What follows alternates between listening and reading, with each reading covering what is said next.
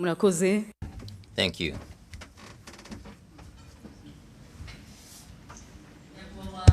Your Excellency, the President of the Republic, my name's Utera Isheja Sandrine, and I'm delighted to be today's MC in this Umushyikirano National Dialogue Council, the 20th edition. For those who don't remember, who don't know it, the first edition was 2003 at the National Parliament.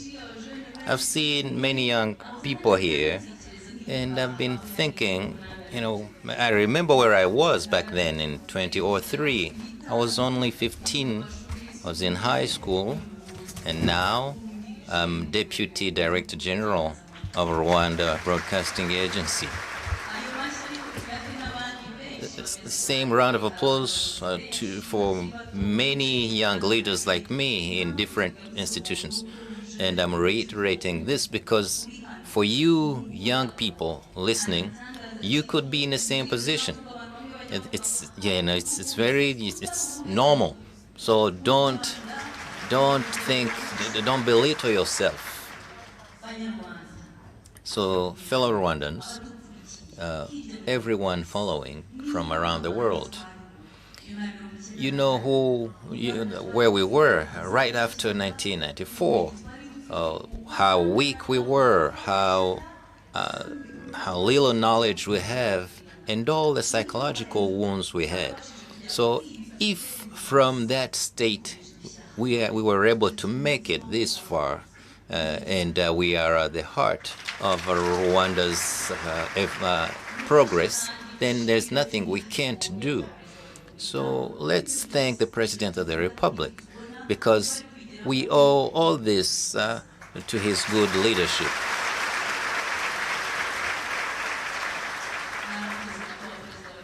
We're so grateful, Mr. President, for leading us along that journey.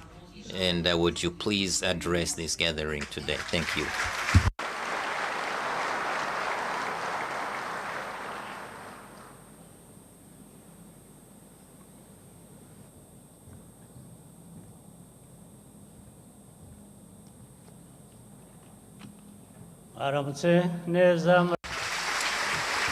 Good morning, everyone.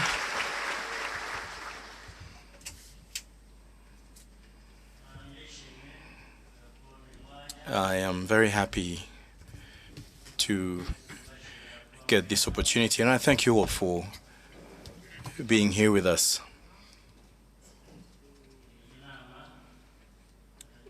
So that this National Umushyikirano Council be successful.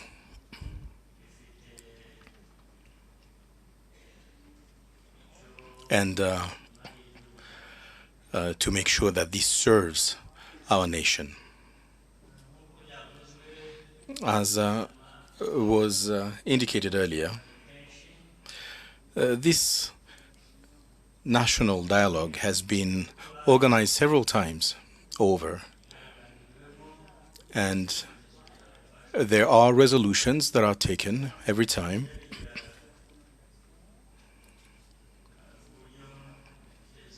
And this helps us move forward, make progress in the long run. And these resolutions get us to new discussions, to a new dialogue, again, to make sure that our country moves forward as intended.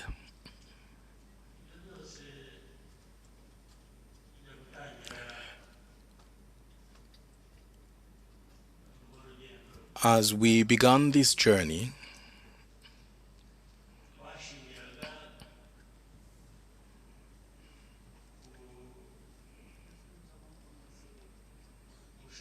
we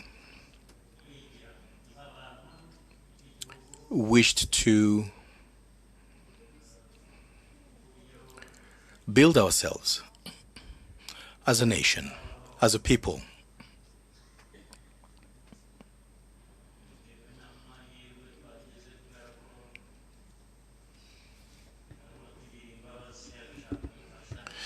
And avoid depending on the pity of people here and there, hearing that this person has had pity on us, but then when they change course, this would have an impact on us. So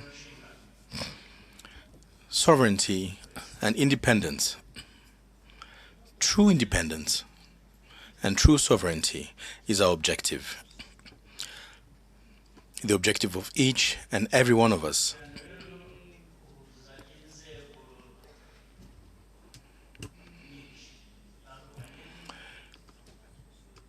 And we do,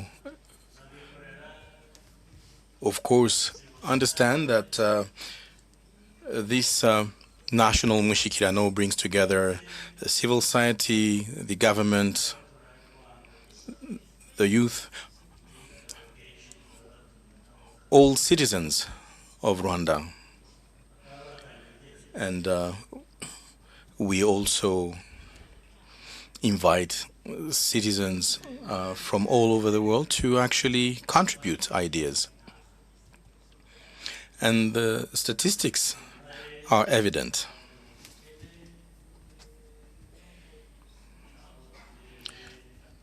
The number of people that came out of poverty, those that were supported so they can build themselves up, is evident in itself.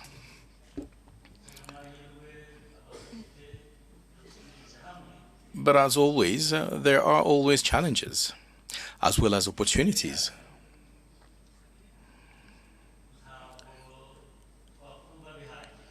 And as Rwandans, we cannot sleep on our laurels. We can't ever say, well, we've actually achieved enough. We always need to go further along with more determination. And we have no choice. There's no other way around it.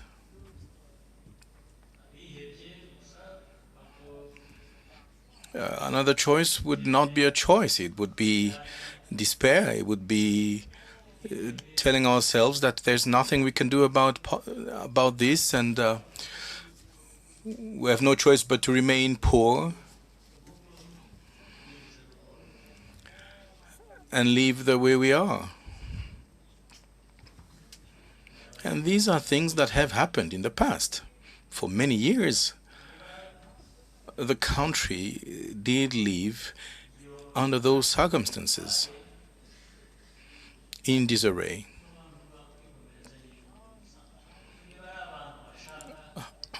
And there are people who believe that there's no reason to work hard for ourselves. But so long as we have within our people individuals who have this vision, who have this courage, who allow us to understand that we have countries that are with us, sister countries that can indeed help us achieve this vision, then this is possible. And this will, of course, prevent some of us from getting a good night's sleep, because we keep thinking about means and ways to move on the path of progress, on the path towards development.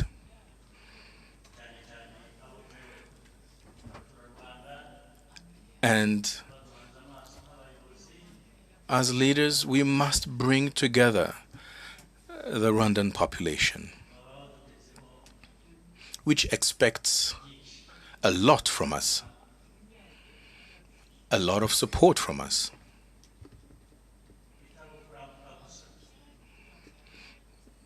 Guidance and support that helps citizens go way beyond surviving,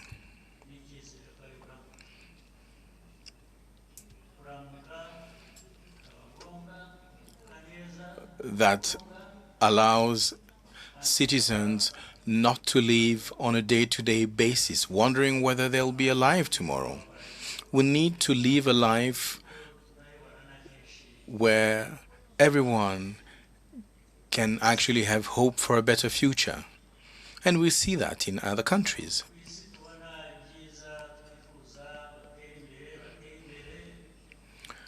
We see countries that have made progress, but understand that some of those countries have actually started at a level that was the same as ours, but they managed to achieve their objectives. And it is not to say that they are different from us, that God made them different. We are all created equal as humans. And there's no difference amongst humans. The only difference pertains to circumstances. However, we are all born equal. And yes, there are some people who may think that they are the ones who have created humanity, that they're above others, but this cannot be accepted. It is not acceptable. And if you decide to accept this, it means that you actually decide to accept the status quo and remain in a state of poverty. And this is why, as Rwandans, we opted for this national Umushyikirano, this national dialogue, so that we can always continuously learn from each other, learn from the past, draw lessons that will help us get out of circumstances that we find ourselves in, and that to achieve our objectives.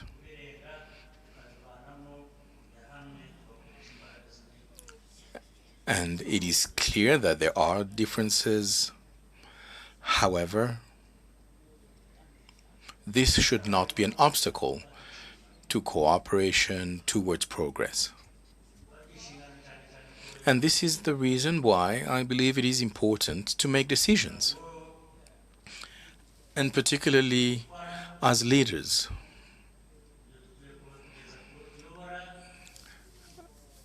I would, and I do want that what we do for our citizens, that the efforts we deploy in favor of our citizens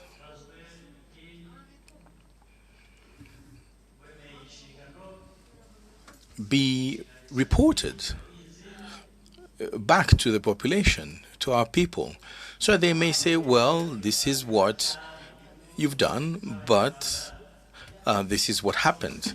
These are the resources that we've empowered you with, and these are the results.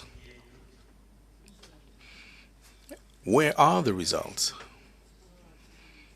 How did you use the resources that you were given? Did you pocket them, thinking that you should enjoy them as an individual, or did you actually make good use of them for the benefit of the people? And we should not forget that we need to be accountable for our responsibilities and be ready to pay back, compensate.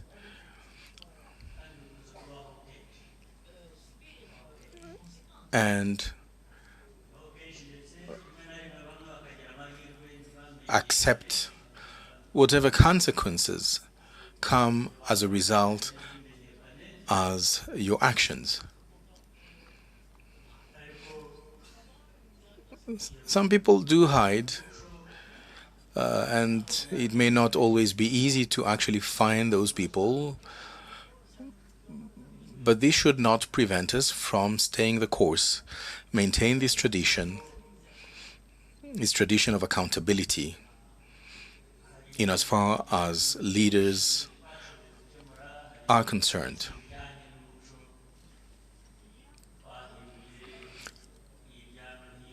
And there are many other things that we manage to transform. And at times these work well, other times it does not necessarily work well, but in any case there are still quite a number of issues that have not been resolved yet. As you're aware, there are issues related to projects. And leading a project to success is difficult. You need to plan for it, implement it, and it does happen at times that the said project is not well prepared or planned for. And as an example, we may have a government structure that is responsible for the planning and preparation of such a project. But then we realized that there were no consultations with other structures that they are meant to collaborate with.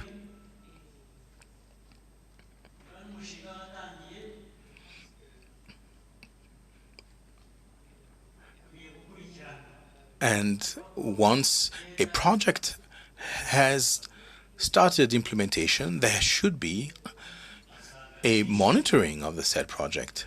But then we realize that there's no monitoring, there's no follow-up.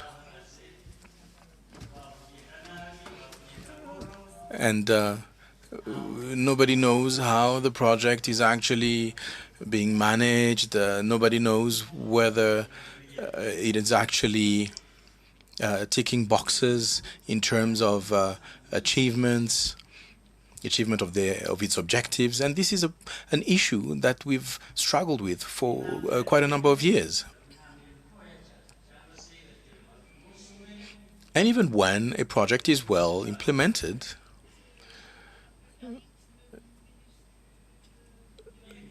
the pace at which it is implemented is not right. And it begins well, but then the project does not actually continue as it should. So these are issues that we must absolutely tackle, because we cannot continue like this.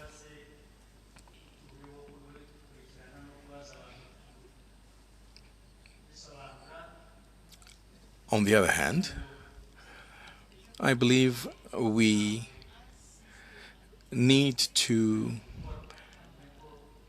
ensure that accountability is systematic.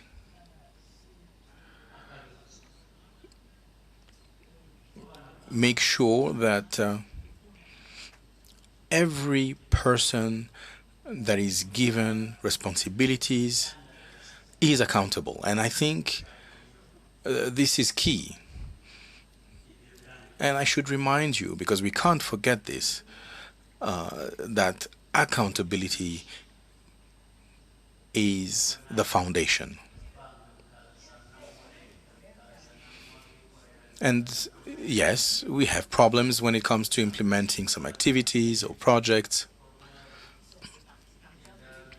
And, you know, we have, for instance, the private sector that may be involved in a project, but then you realize that nothing is actually working. Some projects have been abandoned, and I won't actually mention them. You know them. And there are projects that were, say, supposed to be implemented over a period of 2 years and then close. But then we're in the third year and nothing has been done yet. And people act as if that's not an issue. This cannot continue. We must put an end to this. And I take this opportunity, this good opportunity, to remind you all in this room and elsewhere to help find a solution to this problem and put an end to such actions. We have citizens that are supposed to benefit from this project. They need to wake up as well. And there's the private sector that gets involved. You know, the private sector is there, you know, they work and they get paid. But what about the citizen for whom we are supposed to work? And, you know, when you ask questions, oh, they tell you, oh, Your Excellency, we've had these issues. Okay, fine. Well, if there were these problems, what happened? How did you change course? How did you resolve those problems? And I'll give you another example. During our last celebrations for the New Year, we have citizens that were getting tired and were on the verge of standing up against their leaders. And the leaders were actually, you know, very much in a hurry to go and celebrate.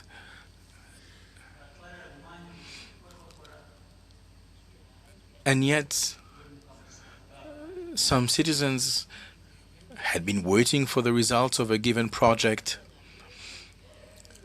And then you have a leader who's actually just leaving everybody behind and is going to celebrate. No, we need to put an end to this. And people must be accountable, whether it's negligence or something else.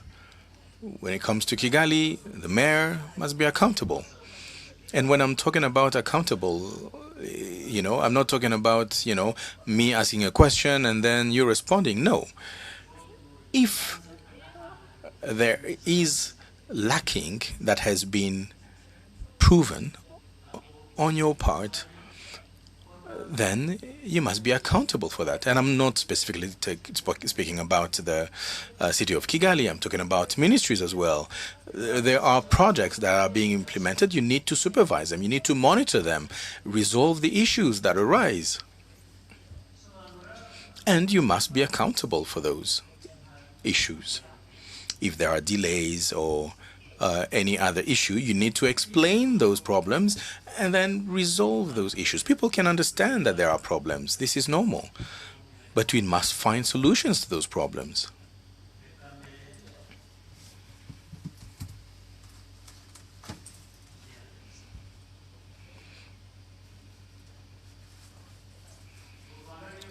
Otherwise, we won't be able to move forward. But let's come back to another type of issue, because we have caused those problems. And therefore, we must find solutions and not blame others. And believe that these other people will actually find a solution for us. So we need to find solutions internally. The country has had a long history. And this history has not always been rosy.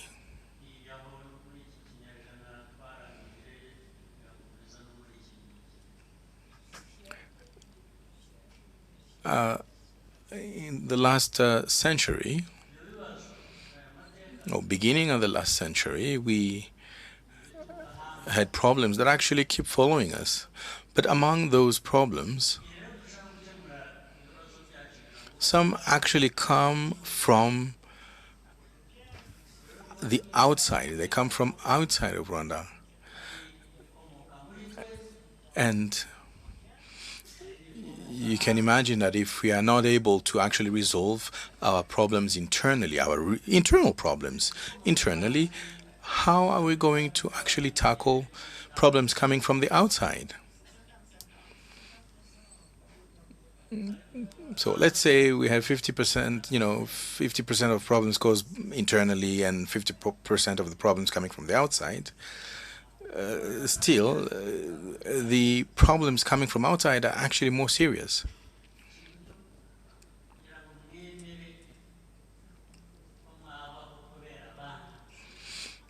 I do not, and I will not accept that you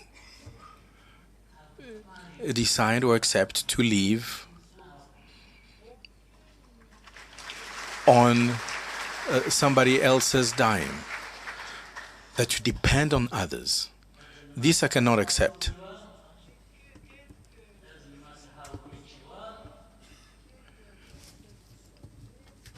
Doesn't matter how willing you were to use it to wrong ends. We, from a small country like Rwanda, we should be able to stand up to that.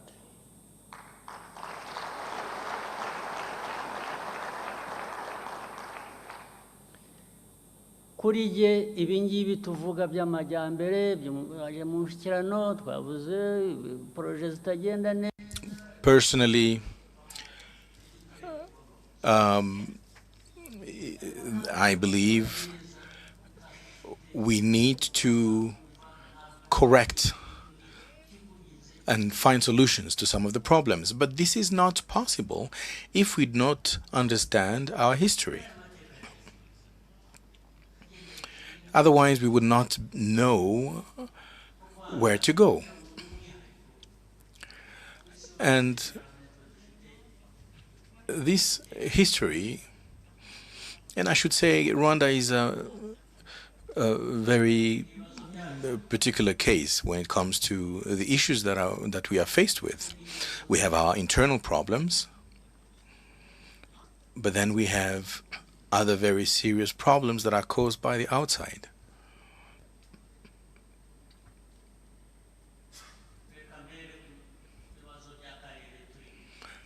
And let me start with the sub-region.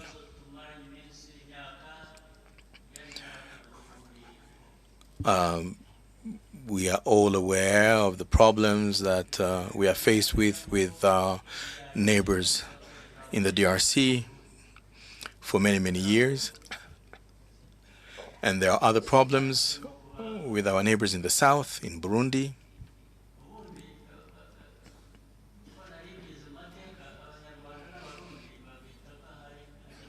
And, for many, many years, and people actually continue saying that, Rwanda and Burundi are twins, twin countries.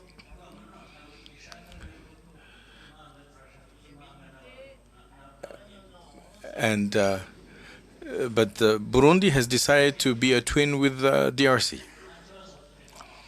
and it is fine. I have no problem with that. If you believe being closer to the Congolese, that's very fine.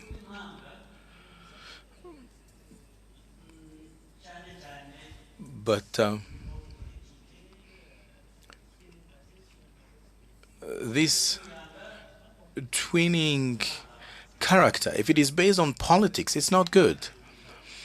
Because this becomes a move towards hate.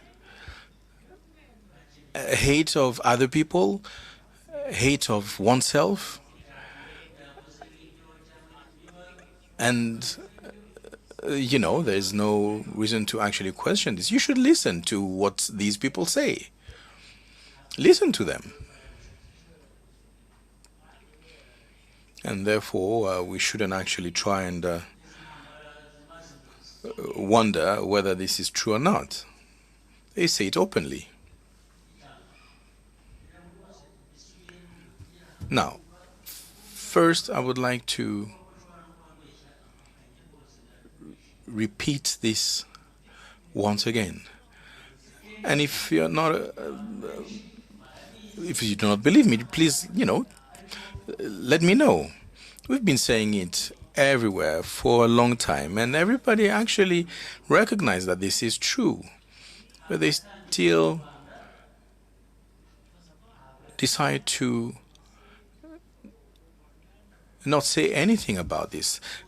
This war did not start with Rwanda. It did not start in Rwanda.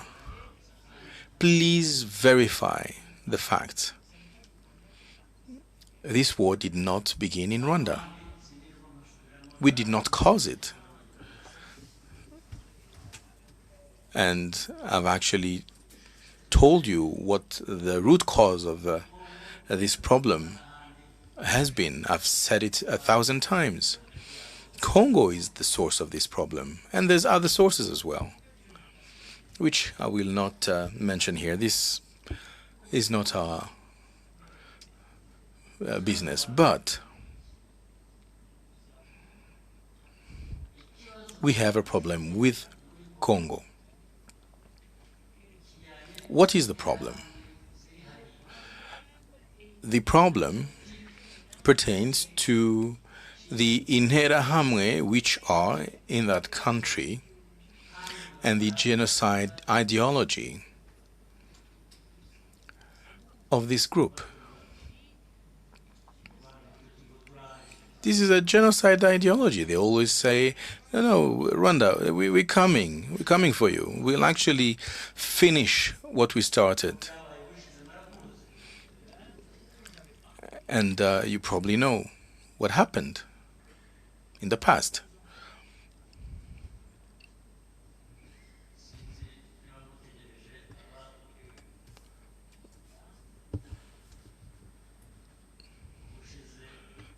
So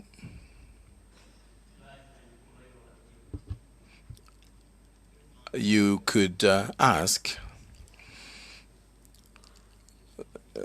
survivors to actually explain what happened, if you forgot.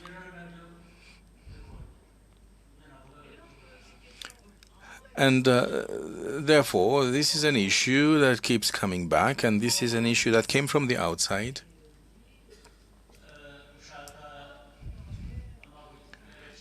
And we are told, oh, Rwandans are in Congo for precious metals, for the mineral resources in Congo. This is the reason why there's a problem between Congo and Rwanda. And then they say, Rwanda is a very small country, and their intention is actually to eat up on the territory of Congo. And this is perpetuated. But people are actually hiding the true cause of the problem for us. That is the Interahamwe, which are in the DRC. They were installed there, they were given weapons.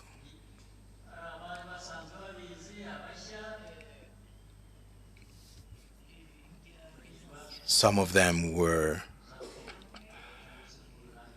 in the former Interahamwe militia. Others have been recruited and were trained and armed. The United Nations, when they set up the MONUSCO, why do you think they did that? Why do you think it was necessary to create MONUSCO in Congo?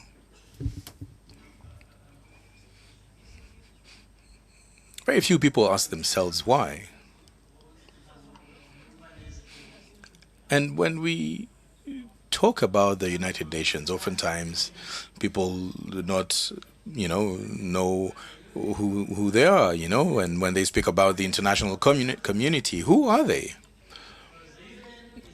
At the end of the day, this does not have any meaning because the UN is everyone. It is all the countries. But at the same time, it's nobody. The international community is all of us. It's you and I. But at the end of the day, neither you nor I are invited to discuss, what solutions should be brought to the problem. So, who should be accountable? So, people decide to take the easy path and find a scapegoat, someone who would actually wear that hat, and that's always Rwanda. Rwanda is a small country which is comprising of people, you and I, but again, who is the international community?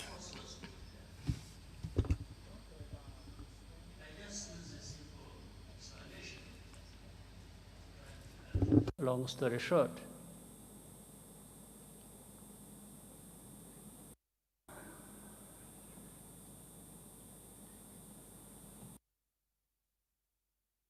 many times I meet ambassadors of countries credited here, either based here or based outside. Or I meet government ministers of different countries. And when you are talking about this problem of Congo,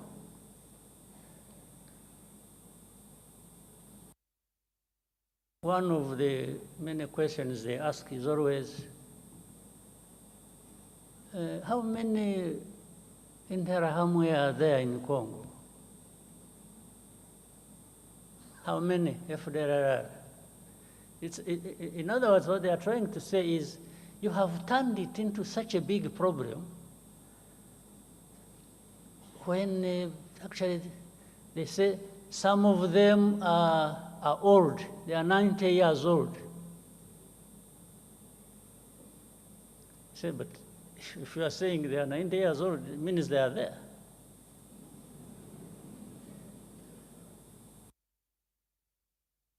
But to become 90 years old, if you have children that you train and put in their heads this kind of ideology, and they end up being militias or fighters within FDLR, I mean, how does being 90 years old become irrelevant? How? So they ask me, how many? The easiest answer for me sometimes is, why don't you ask the UN forces you put there? You sent these forces to go and deal with this problem, among others. So they should really be telling you how many or what they are doing. Second, I answer them on issue of hate speech. How do you count the numbers? If the president of the country, that is Congo, or his assistants or heads of different institutions publicly talk about genocide, talk about attacking Rwanda, talk about all kinds of things as relates to genocide ideology. how do you count that in numbers?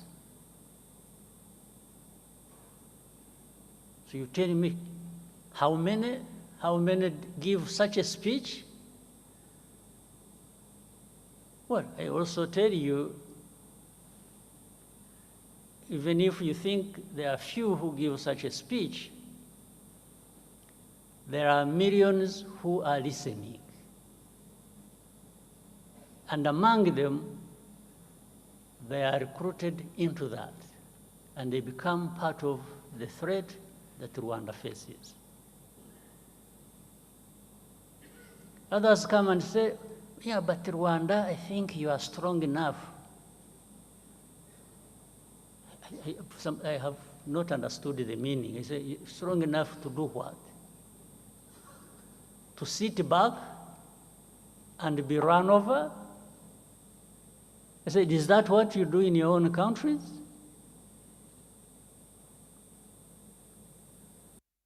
I wish I was actually strong enough. I'm not.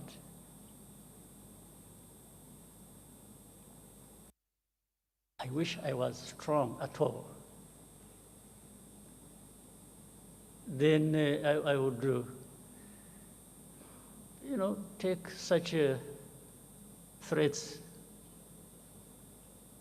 as simple as something I can deal with as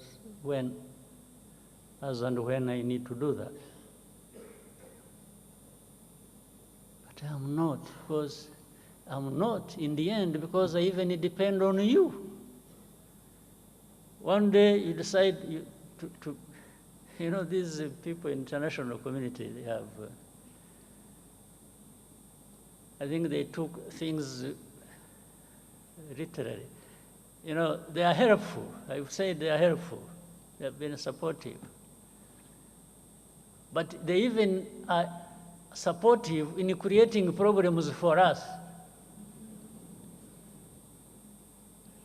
They are helpful in one sense of solving the problems, and helpful in another sense of creating problems for us. The amount of threats we come under on a daily basis. We will do this if you don't do this. We will do that if you don't do that. Sometimes you feel choked by this kind of, but instead of being choked by all of that, I will be choked by just being defiant and telling you to go to hell.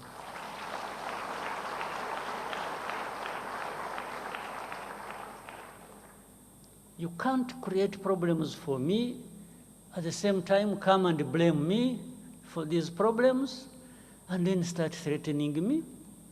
How?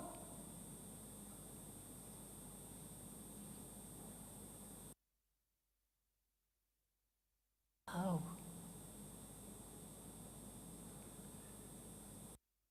It's a daily thing. It's a regular thing. It becomes the conversation. Instead of addressing the problem the way it should be, these Congolese are very lucky. This Tshisekedi man who stands there and abuses people and threatens and does that, and then in the end, this same international community comes to me and says, yeah, you see, you need to do this, I say, what? And I tell them, don't you realize that by doing that, you are actually emboldening this person not to find a solution to their problems, or whatever problems that are between us and them. You treat a country or a president or a government like a spoiled child. You look back and ask, check. There is no blame that ever goes to the very people who created this problem and who continue in the same problem.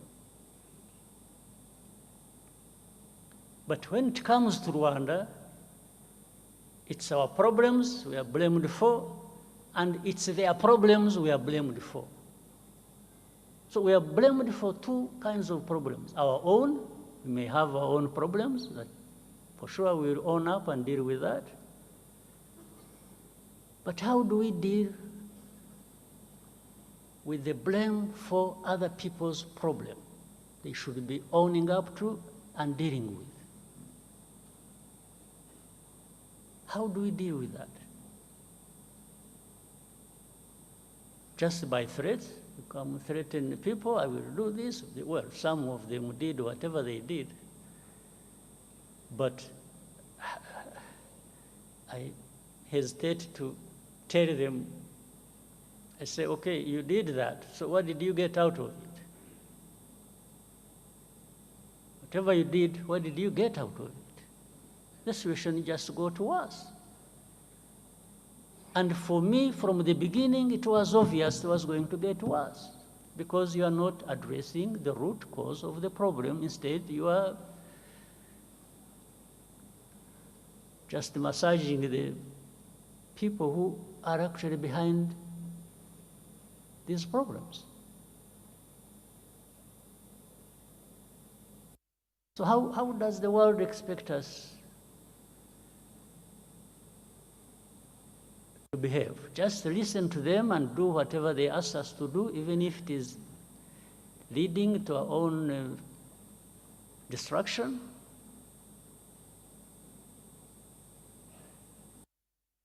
Let me tell you, it's really not for our existence, for our well-being, for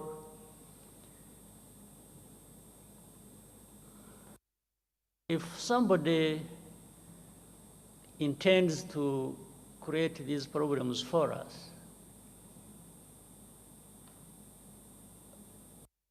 we don't expect us, we don't expect to be asked to ask for favors from the ones who are causing these problems to us.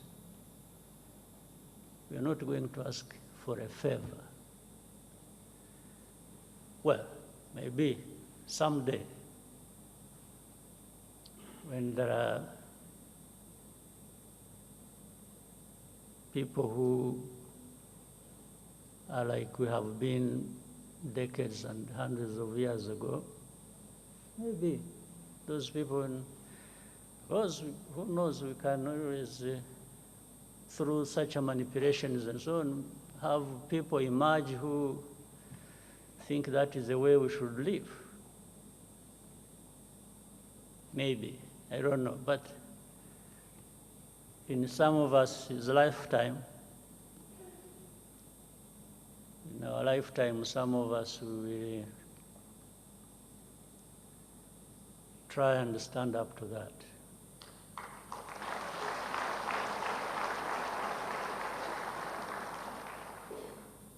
So this problem, by the way, if we were really in Congo for minerals, we would be 100 times richer than we are now.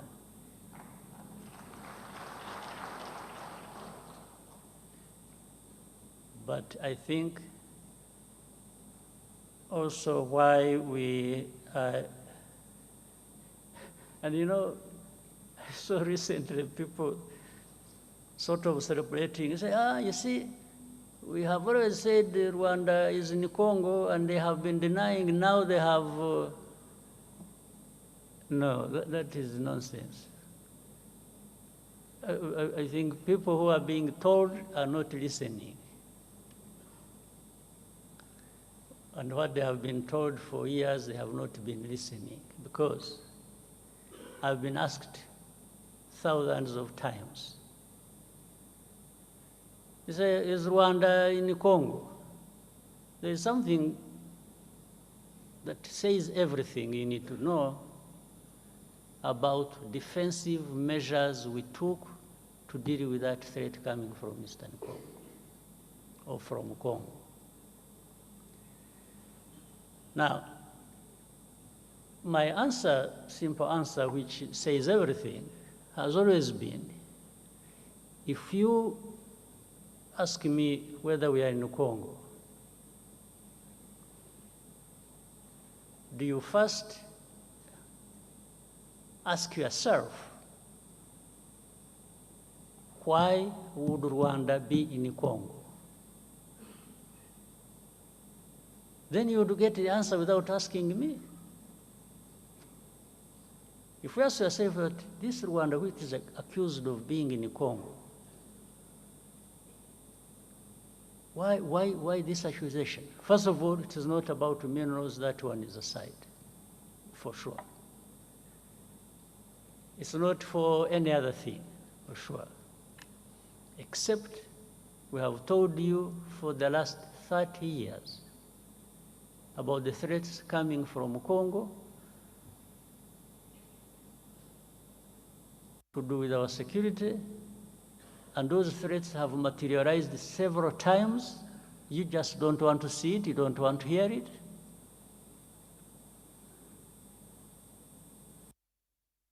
So, but what are they looking for? When they're asking you, are you in Congo? Are you in Congo? Either you say no, and the question of defensive measures we took are also seen as if they are not there. And if you say yes,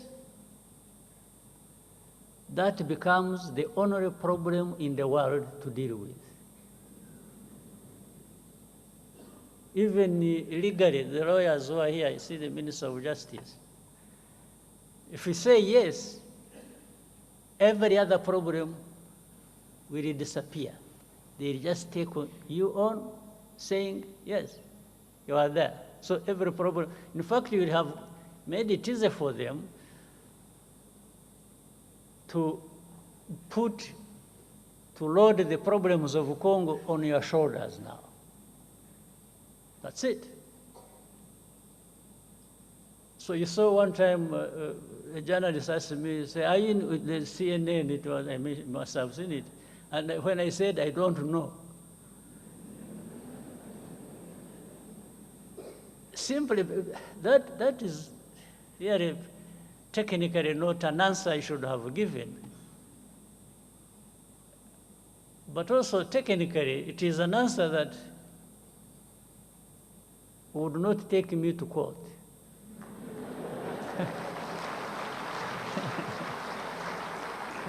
So, how do you prosecute an ignorant man who doesn't know what you're even talking about? It becomes difficult. So, but this whole back and forth thing has trivialized the real issue. The real problem has been trivialized. But there are bigger issues to deal with. Congo must own up. They have responsibilities and must not transfer their responsibilities to Rwanda. We're not responsible for Congo. The history and whatever it is, that one, people can make their own judgment. But we cannot carry our own problems and carry Congo's problems. No.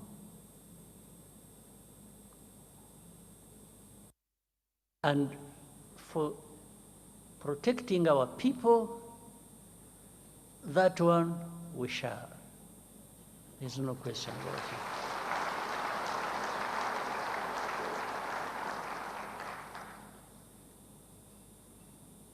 But there is more unfairness to this world.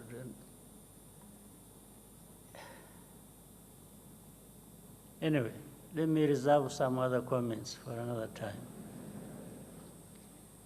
And give space for other things.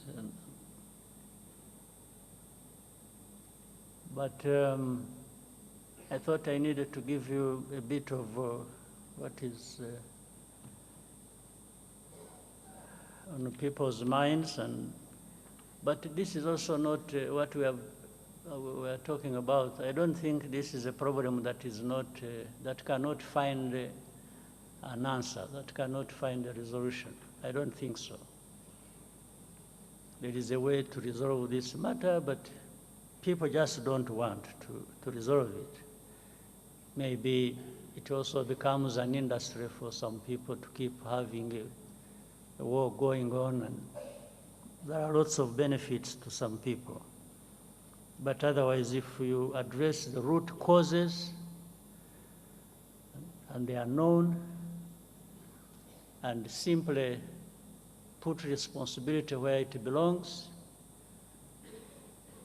and accountability, I think this problem can be resolved, the Congo problem. And must be looked at holistically. How it is the whole of Congo, it's the region, it's Rwanda, Congo, it is. All right, so thank you very much, and I hope we have started the year, everyone, on a good note. After a long break and so on, now we are back to business. So we should do just that. Thank you very much.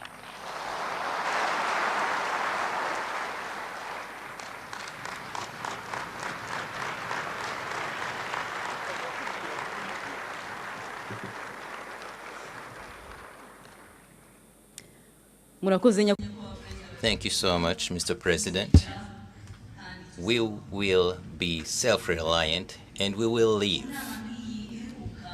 Last Umushyikirano Council, we made many resolutions. So let's see how far we've come with those resolutions. So let's hear it from the Prime Minister. Thank you.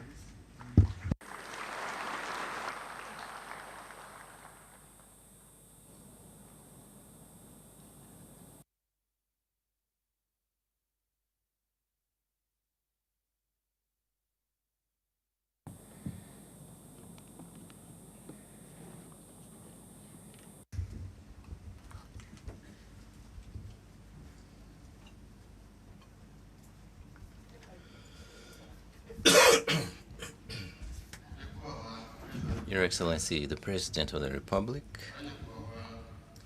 honorable leaders of the highest institutions of our country, dear leaders, dear guests attending this Umushyikirano Council, the 20th edition, hello.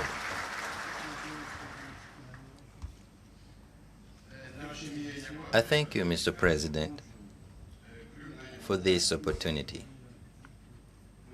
And please allow me, before I continue, to ask this gathering to help me thank you for inviting us to this Umushyikirano 20th edition, and to thank you for the remarks and the advice you just gave us.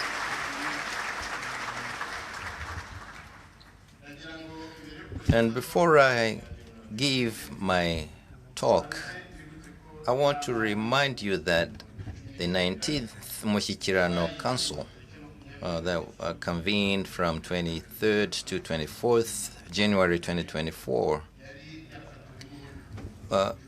it adopted 13 resolutions. And those were divided into 41 activities or projects. And now, up to 34 have been implemented as it was planned, and 7 of them are nearing the end, completion, and those include the improving of the BDF, Business Development Fund, so they can help small projects have access to loans focusing on agricultural projects. And this is underway, and it will be done, it will be completed very soon. And as you know, fiscal year 2024-2025, our country started the implementation of the second national strategy of transformation. This is a 5-year plan in the context of implementing our 2050 vision. And now, it's been more than a year as we implement that vision, leading up to the major goal of this whole exercise to increase Rwandans. The Rwandans will go from $1,040 to $1,370 a year in 2029 as we increase the citizens' well-being in every area. So I will share some of the main achievements, and then I will give you the plan we have as we strive to achieve sustainable development. Let me start with economic indicators. Our country's economy has been growing in a satisfactory fashion. In 2024, our economy grew from 8.2% in 2023 to 8.9%, which means it exceeded 8.3% that was planned. And in the 3 quarters of 2025, the economy continued to grow on the average by the average of 8.7%, including an increase of 6.5% in the first quarter, 7.8% in the second, and 11.8% in the third quarter. This growth saw the participation of different economic sectors of the country, including agriculture, industry, and services. And the first 3 quarters of 2025, the agriculture sector grew by the average of 7% from 5% in 2024. Industry grew by 10%, and the services grew by the average of 9%. And this proves that our country's economy continues to grow in a satisfactory way, which gives us hope that we'll achieve our goal. And this increase in GDP in different areas of our country's economy was made possible by different strategies, especially increasing the access to loans to Rwandans, which also contributed in decreasing unemployment. And from 16.8% in 2024 to 11.7% by the end of 2025. Let me remind you that in 2022, right after the COVID-19 pandemic, this unemployment rate was at 24.3%. And in this NST2, our goal was to create 250,000 jobs a year outside of the well-paying jobs. The census that was conducted at the end of 2025 shows us that since early 2024, we had created a little more than 800,000 jobs. Those included more than 760,000, which is 93% of the jobs that were created, are non-agricultural based. The increase of GDP that we saw, we saw that in the development of commerce and export. Exports in 2024-2025 grew from $3.5 billion in 2023-2024 fiscal year to $5.7 billion. And this is equivalent to an increase of 62.8%. Our goal in this 5-year plan is to reach $7.3 billion. And this increase in exports helped reduce the deficit between exports and imports significantly, which means that our country is building its own reliance, self-reliance. In the same vein, we applaud taxpayers because they did a good job in paying their taxes, and which saw 3.2 billion Rwandan francs from 2.7 trillion in 2023 to 2024. And the savings inside the country has also grown from 12% to 15.6% of the country's GDP. And as we continue to encourage Rwandans to do savings, we encourage them to participate in Ejoheza savings schemes. And in 2024-2025, up to 52.8 billion Rwanda francs had been saved. The government adopted strategies to improve that Ejoheza fund so it can benefit its members much better. Umurenge Sacco savings cooperatives have been streamlined, and different savings schemes were improved too. We're glad that investment grew from $2.2 billion to $2.7 billion. Our goal with NST2 is to reach $4.6 billion a year. Overall, with the economy, the last 2 years, we achieved our goal on a good rate, and in some cases, we exceeded our goal. And this should boost our confidence, and it proves that together, as we continue increasing our productivity in every area, we will achieve development that we need. Your Excellency, the President of the Republic, dear guests, after this overall picture of our country's economy, allow me to mention major activities that were conducted within the context of NST2, namely the economy, social well-being, and governance.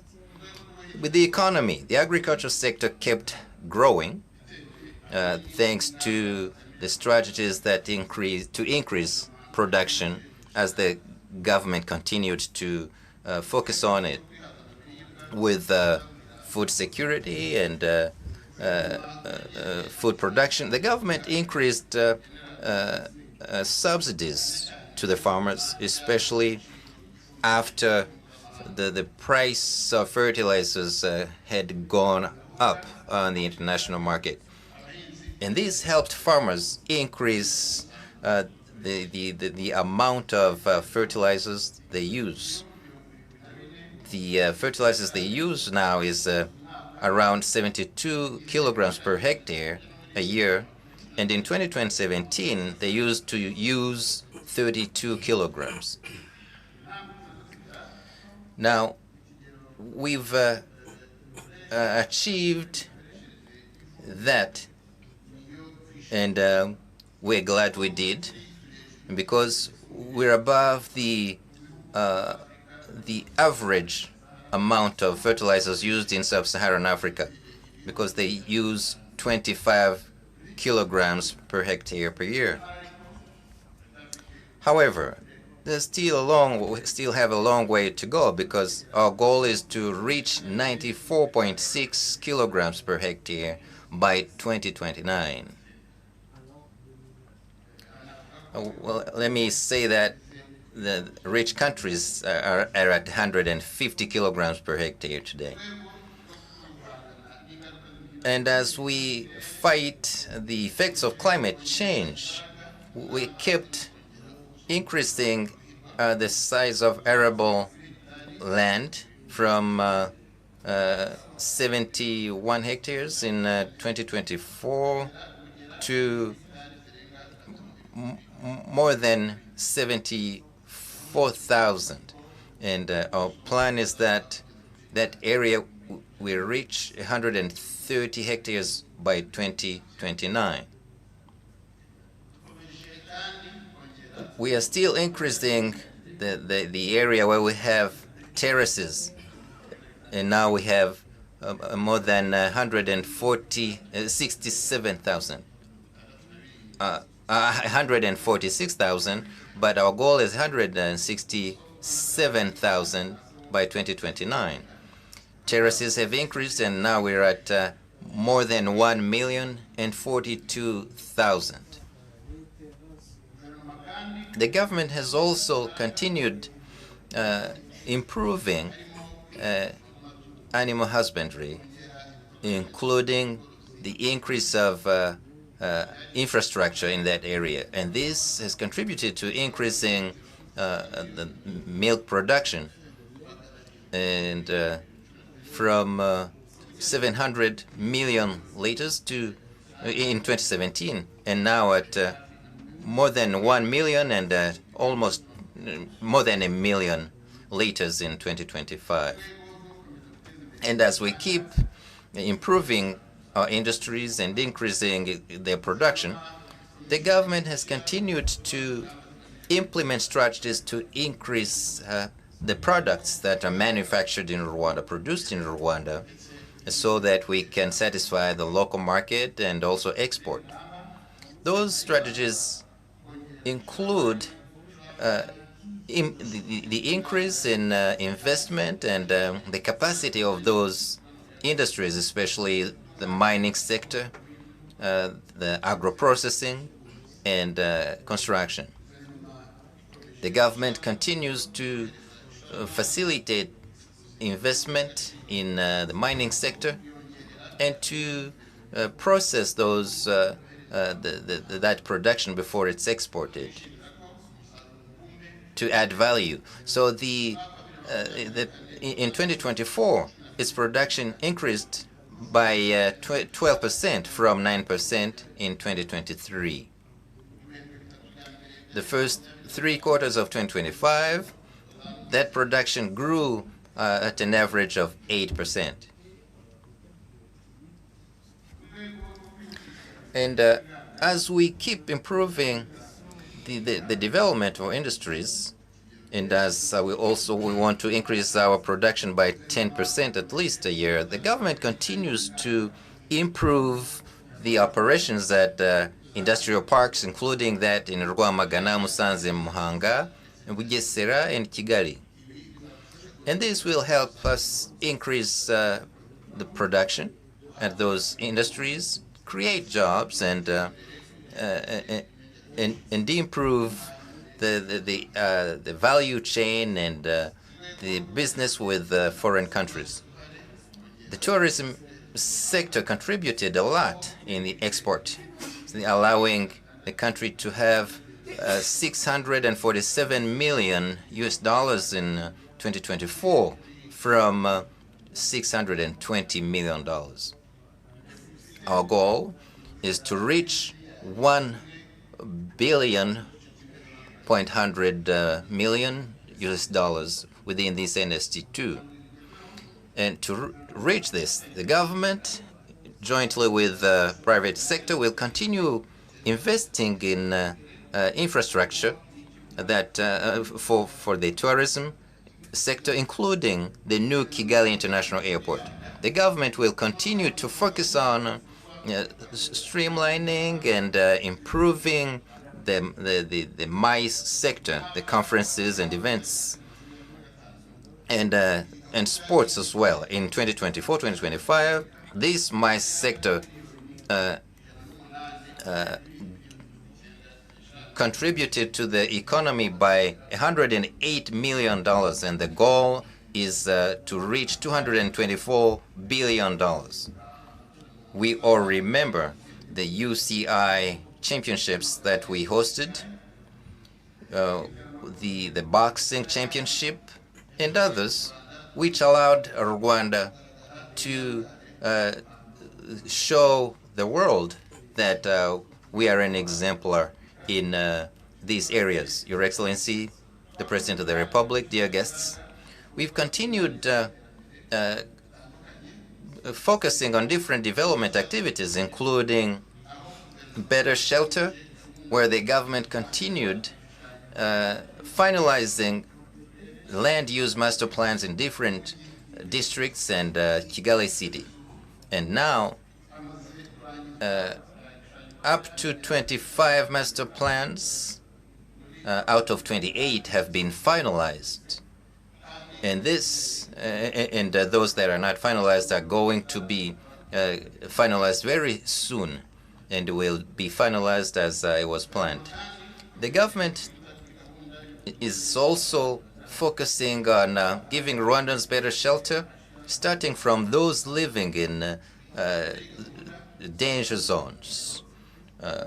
So the example is the Mazi Modern Village shelter that has given shelter to 688 families, and together with the private sector, the government will continue to implement the existing projects that will help us achieve our goals within NSG2. The infrastructure sector, we've done a lot, we're still doing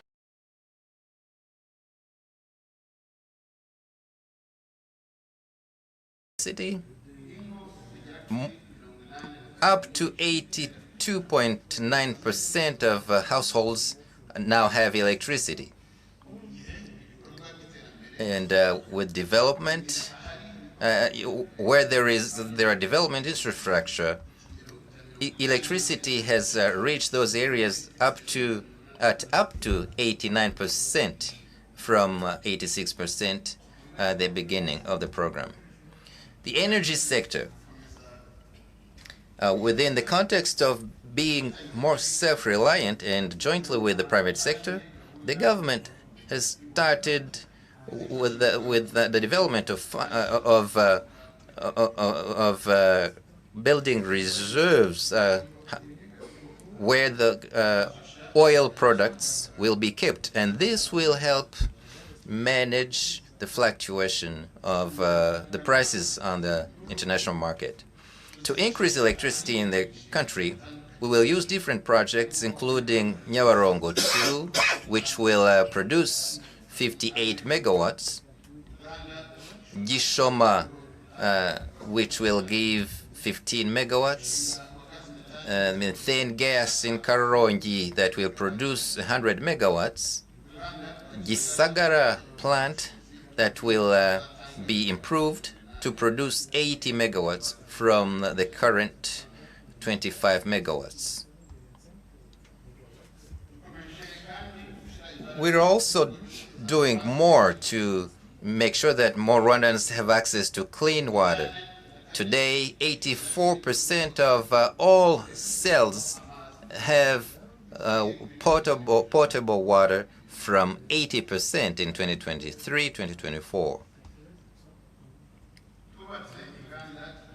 we've we've built water plants, including Sake, that gives 100,000 cubic meter a day, and Ngororero, which produces more than 3,000 cubic meters a day.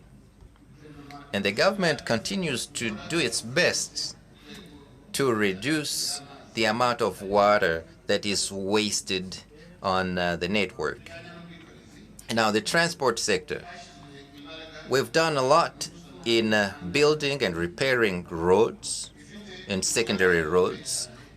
And this plays an important role in helping farmers to sell their products, their production.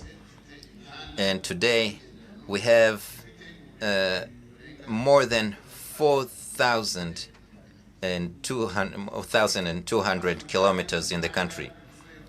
We've repaired national roads up to 600 kilometers. And we've started different projects to expand major roads in Kigali City, and also to improve different junctions and crossroads, including different types of technology. And to help the common public transportation has seen the creation of EcoFleet to improve the service in this area and to develop the transportation industry in general. In the context of protecting our environment, the country's strategies allowed us in 2024-2025 to reduce air pollution by 28%. Let me remind you that our goal is to reduce that pollution by 38% by 2029. And to achieve this goal, we've started different projects to protect our marshlands in Kigali City, and we've started a campaign to plant up to 72 million trees in the country. And now, more than 26 million trees have been planted around the country. Your Excellency, the President of the Republic, dear guests, we are glad that our development program is not just about the economy. It also focuses on the well-being of the population. In the health sector, our country continues to do a lot to make strides in taking care of maternal and infant care. The level of maternal mortality reduced from 105 mothers out of on 100,000 in 2023-2024 dropped to 97% in 2024-2025. Infant mortality below 5 years old has continued to decrease from 45 children out of 1,000 live births in 2023-2024, dropped to 39.4 children in 2024-2025.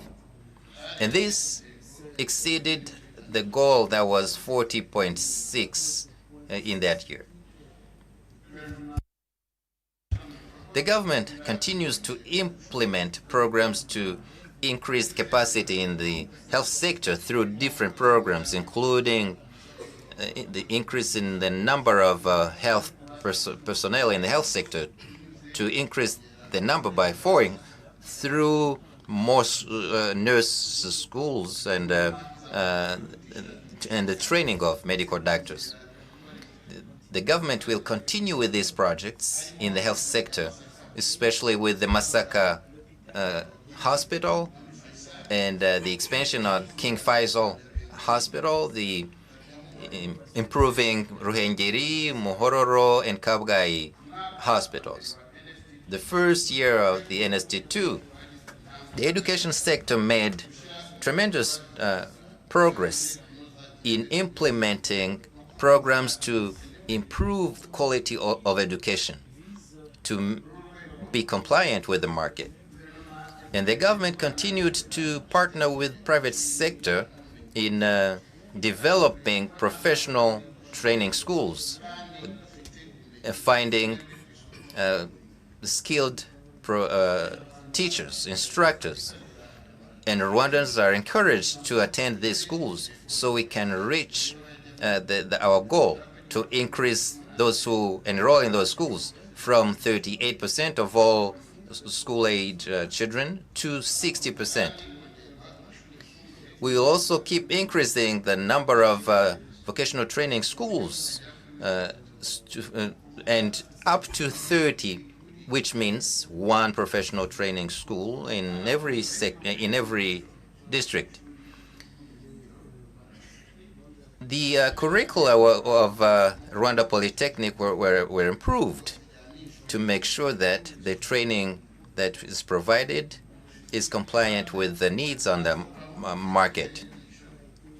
The basic education, so curricula also improved. A program that contributed in reducing the number of school dropouts from 7.5% to 5.2%. Your Excellency, the President of the Republic, dear guests, with the governance sector, we will continue improving our governance, focusing on the services as the President of the Republic always encourages us to do. We will achieve that by making sure that all Rwandans and the unity of Rwandans is safeguarded. Research has proven that citizens appreciate the services they get, up to 71.7%. Our goal is 90%. Obviously, there's a long way to go. But as you know, the citizen has to always be at the center of our action.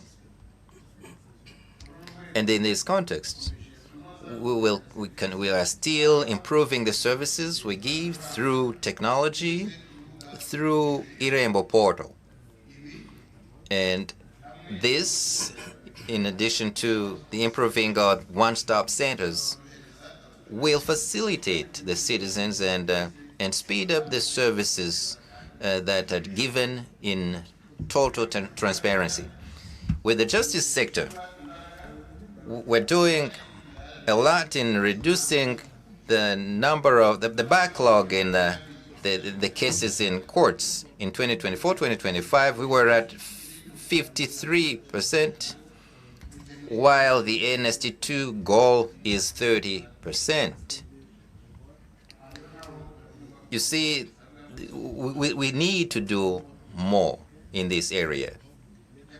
Your Excellency, the President of the Republic, dear guests, before I bring this to a close, I want to thank all Rwandans who played a role and who still are in different activities and programs that contribute to developing our country. And as I've said, as I've showed, there are things that we are glad we achieved, but we still need to do more as we develop our country to reach our goal, to build a country, Rwanda, that we want. One point I want to reiterate, Your Excellency, is the issue of productivity.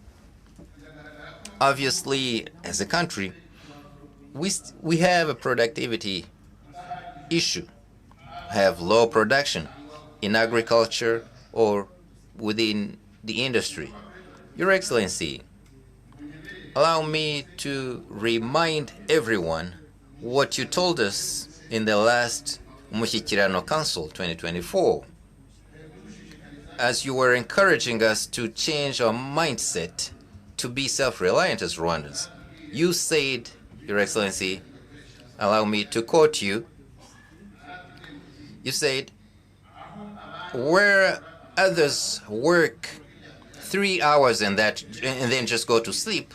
We need to put in 10 hours, where others take 1 day to walk. A Rwandan citizen should walk the same distance using very few hours.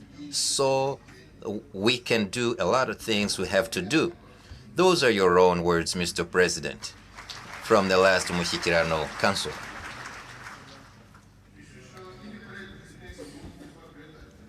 The way we do business, Mr. President, shows that we haven't really heeded your call as we should have. Here is an example. Research by the National Statistics Institute in 2024 shows us that about 63% of our factories operate at very low capacity. That's what they call low capacity utilization. Normally, in developed countries, many factories operate 24 hours a day, and staff work in shifts, 3 shifts actually. Our evaluation from last year shows that most of our factories operate no more than 8 hours a day. And there are some that are open 2 days a week, and they are closed 5 days of the week. This means that there are industries that use 20% of their capacity or even lower.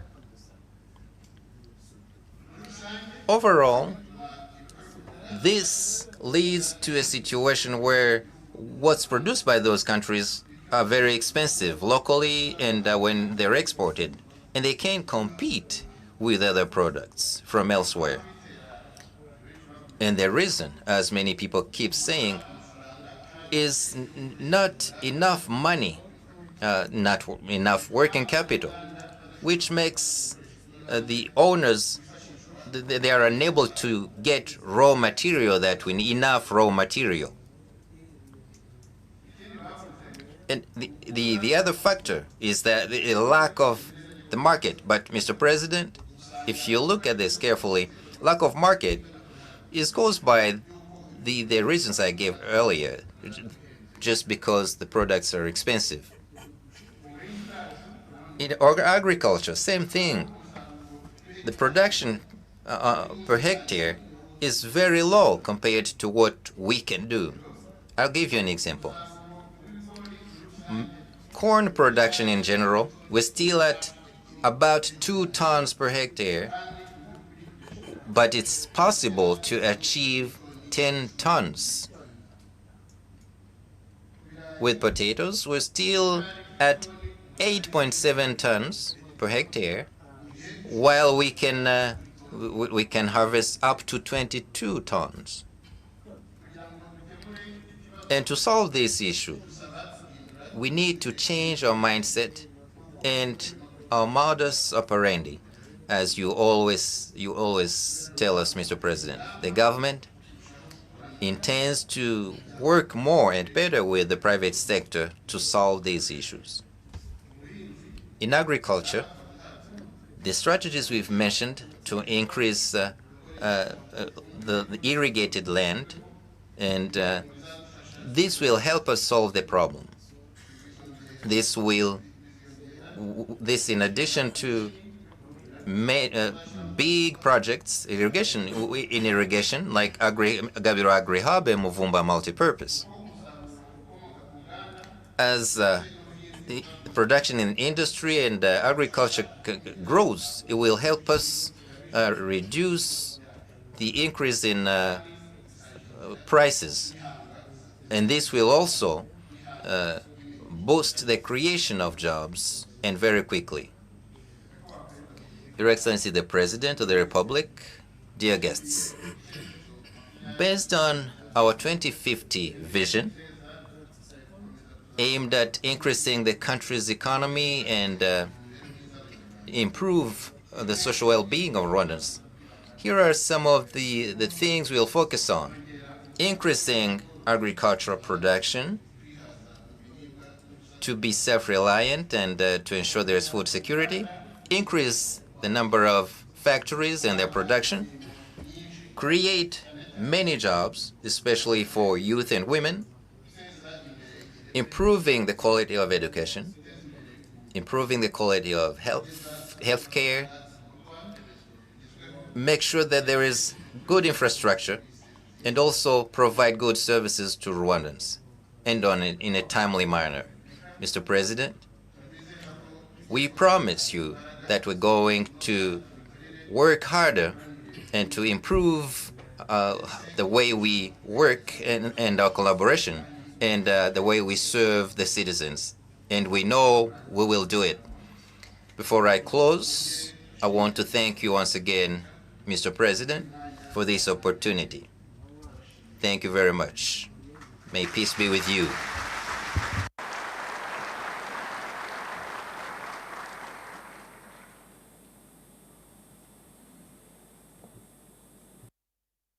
Murakoze Minisitiri w'Intebe. Thank you, Honorable, Right Honorable Prime Minister.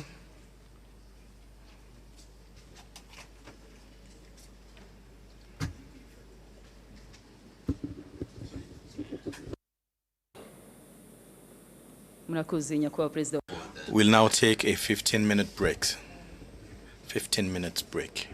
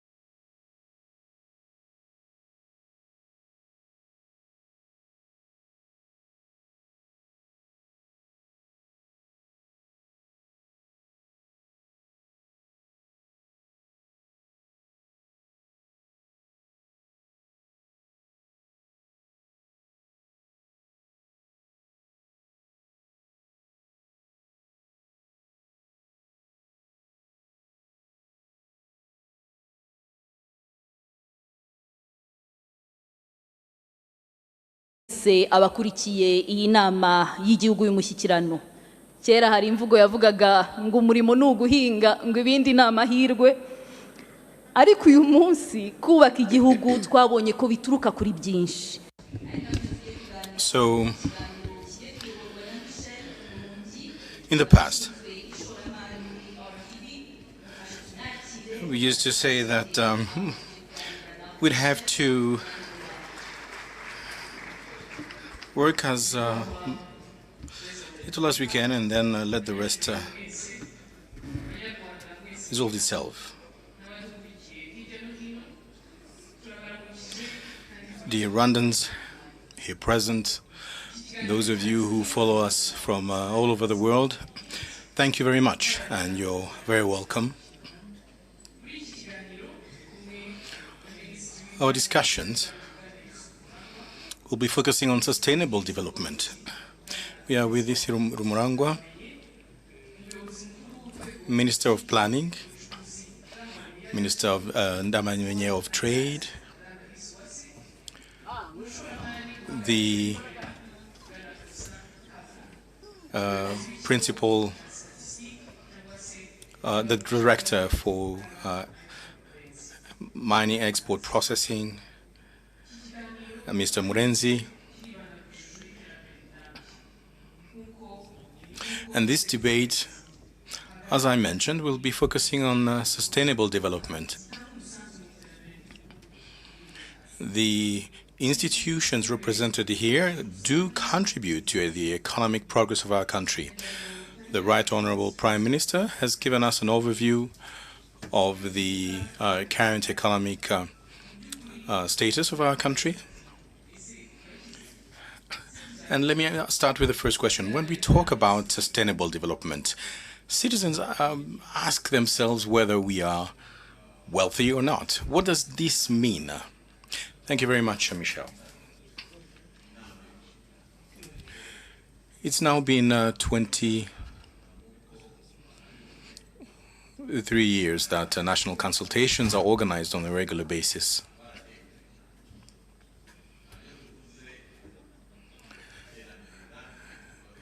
And since the first national dialogue, we've made a lot of progress. And what does that mean?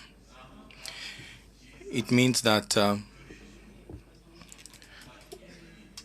when there's economic growth, sufficient economic growth, over time, of course,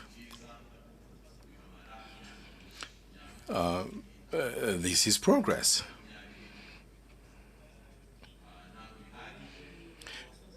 And this is a sustainable development that leads to sustainable growth. And we're not talking about numbers only. We're talking about the well-being of the citizens, always aiming at ensuring that the citizens can live a good life.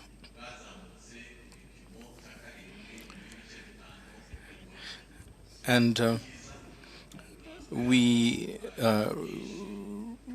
now record a 7.5% annual growth. And when we get to that, I think this is a good thing.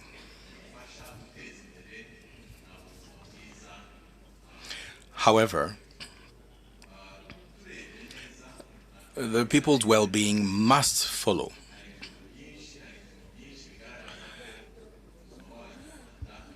And we do realize that well-being has indeed improved. And I'll share with you a few examples. In 2003, about 23 years ago, the poverty rate was revolving around 60%. Today, the poverty rate is at 27%, which means that over 23 years, Rwandans have actually come out of poverty, given that we are now faced with a poverty rate of slightly above 20%. The life expectancy back then was about 60 years. Now it's above 70 years, so this is a lot. And it is clear that a lot of progress has been made. Let's take the example of electricity production.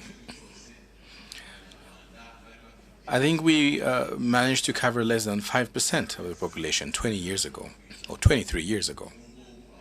Less than 5% of the households had access to electricity. Today, more than 80% of the households do have access to electricity, which means that a lot of progress has been made, but that applies as well to the health sector when it comes to access to healthcare, when it comes to education, all schools, all children go to school. But this is not enough. We still have a lot to achieve. And to do that, we have two main programs that guide us. The first pertaining to economic development, and then the second, which pertains to the National Strategy for Transformation, which spans from 2024 to 2029, and we also have our Vision 2050, which are all very important objectives. And we are hoping to move from 7.5% growth rate to 9.3% annual growth. And once we actually get to that number, I believe the well-being of the people of Rwanda will have improved tremendously. Therefore, the country must continue to move forward. And I'm not talking about the GDP alone, but also the GDP per capita. We need to get to the levels of development that we see in the northern part of the Americas, in Asia, and this is achievable. Thank you, Minister. I don't know if you actually heard these numbers. We moved from a 60% poverty rate to a 27% poverty rate in a little over 20 years. I think that's good. Thank you, Minister. These numbers, these statistics, do show a significant increase in various sectors, which lead to the improvement of the well-being of the population in general. Minister, we have representatives of the youth here. Some of them want to engage into agriculture, although they may not think they would actually get a lot from it. But what can you say about that? Thank you. Thank you, Michel, Your Excellency, distinguished guests. I can provide you with an answer. And the answer should be simple. Agriculture and livestock cannot be developed if productivity remains low. And this applies to all sectors of the economy. If productivity is not at a set level, then you won't be able to progress economically. And this is the simple answer. And here I was talking about agriculture and livestock. And I'm not even talking specifically about seeds and fertilizers, but I'd like to focus on productivity.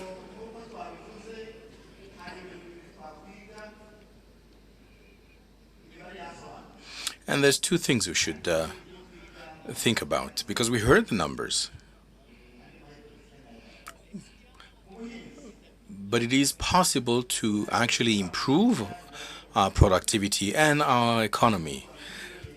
In the agro sector, there's the issue of the land that it can be used by the sector. It is clear that the country is not going to get bigger, therefore we need to make our soil even more fertile, because 50% of our soil is acidic. And in some areas, people knew about that, and they would say it's not the soil that is acidic, it's the government that is being acidic. And that was under the monarchy. Under the monarchy, people said there's no bad soil, there's only bad monarchs. And it is clear that we're not dealing with kings anymore. But we need to basically make sure we can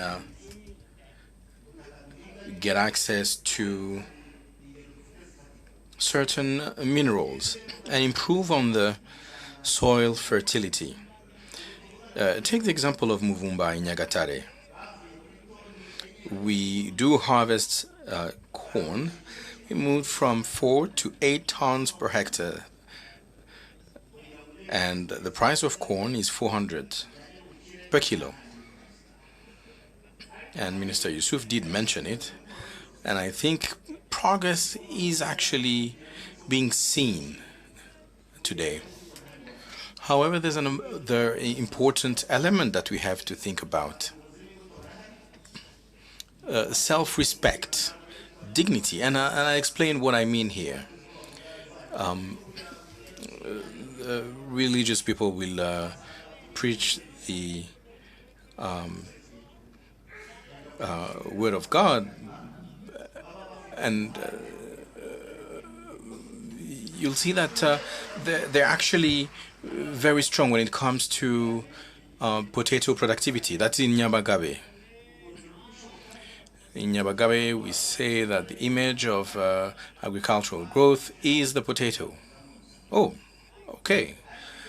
Then we need to integrate and consolidate the land to actually ensure we can, people can work together. And this is good. But what about the seeds? You go to the farmer and they will ask you how much they cost, because they need to consider the cost of the seeds. Number 3, you plant the seeds, but then you're not watering the seeds, and it won't work. And in Rwanda, we always say that the rains are a blessing. But funny enough, everyone actually goes in hiding, into their homes when it's raining. But instead of hiding, why not collect the water? Instead of hiding from the water, from the rainwater. This would actually be useful. So it is true that agriculture can be costly. And in Kabezi, we have pork, which costs a lot. But people still indulge in consuming pork. And we also have the insemination of porks, which can be useful. What about the poultry? Rwandans like poultry. Whenever we go for weddings, chicken is actually given to the representative of the family. And, we need to grow poultry. in a manner that is modern, and we need to take care of them, make sure they're vaccinated. And you may say, well, Minister, all that is good, but is it enough? Of course not. But I have good news. In Dubai and in Europe, I'm told that they need avocado, lots of avocados, and that the ones they import are not enough. I am Minister of Agriculture and Livestock. Please help me get those avocado. You are here. Please come to me and help me because I have markets for your avocados.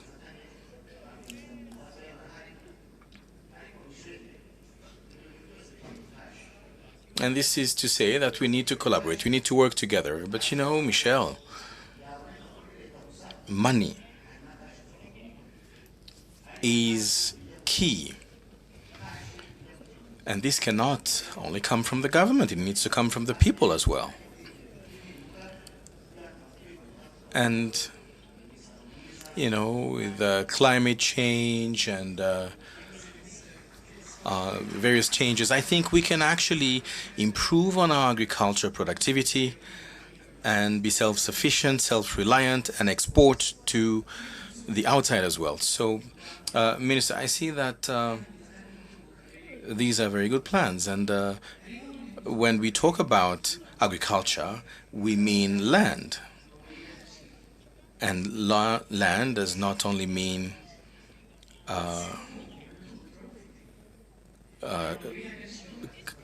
crops, but it also means precious minerals.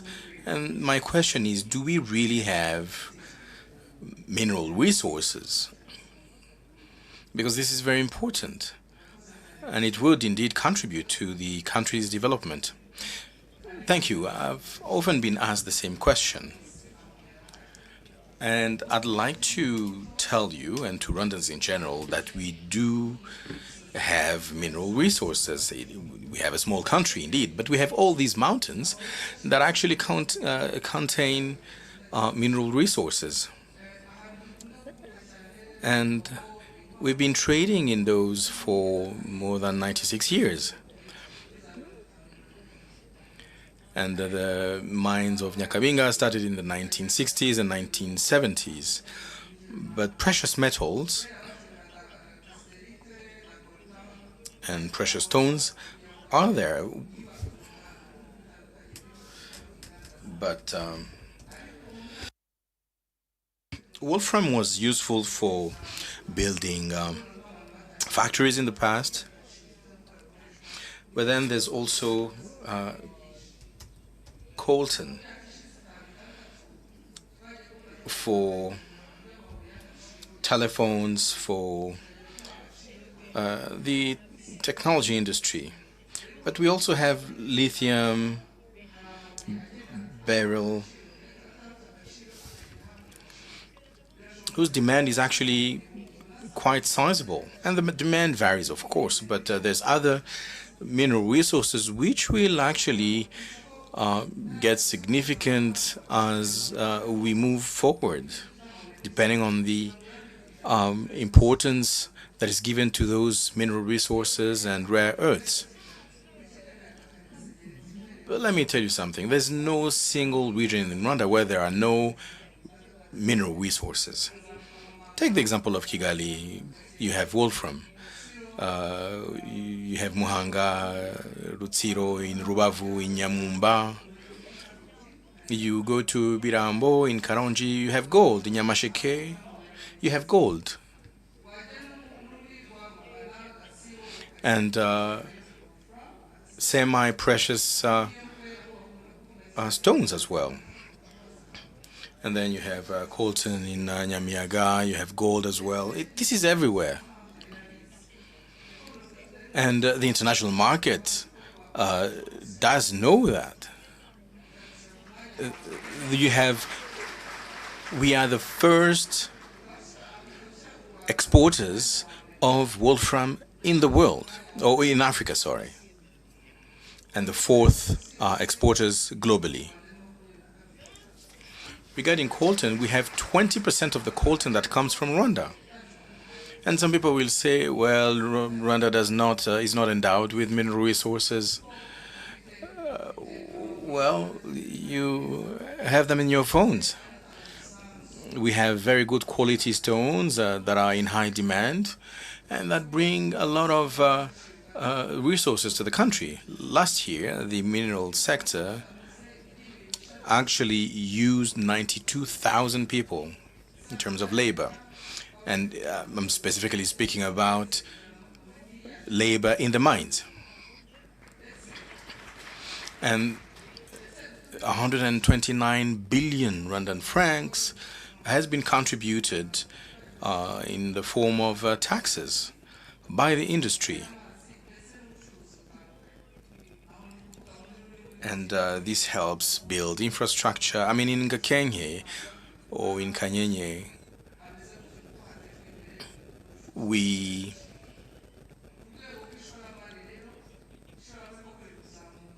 dug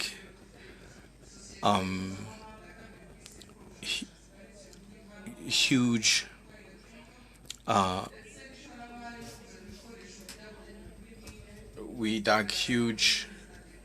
ditches to build infrastructure. We have Rio Tinto. Everybody knows about Rio Tinto, which is also invested here. So it is clear that we still have a lot to do in the industry. And this is different from agriculture, because in agriculture, you plant your seeds and then you harvest your crops. But in the mines, once it is exploited and its resources have been depleted, you can't actually go back to it. So what do we need to do? We need to also focus on research. As I indicated, some of the stones that we're neglecting today will be actually considered as precious tomorrow, which is why it's important to actually understand what we own.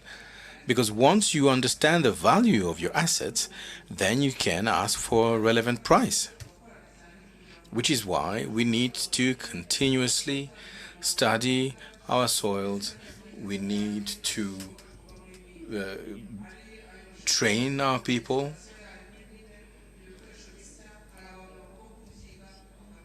And build the industry.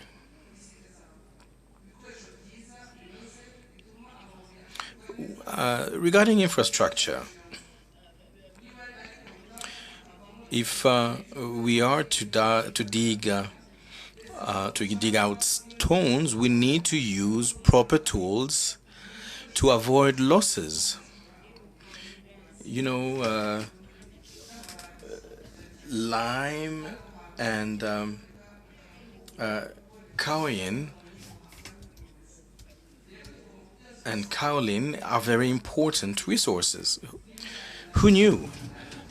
And this is why it's actually very important to understand the value of what we own as a country. And we also need to remember the people that live in those regions that exploit those resources. On the other hand, we cannot continue to export raw materials. We need to transform some of those resources. You know, we can't continue exporting wolfram, for instance, in its raw form. But take the example of Switzerland or Dubai or Singapore.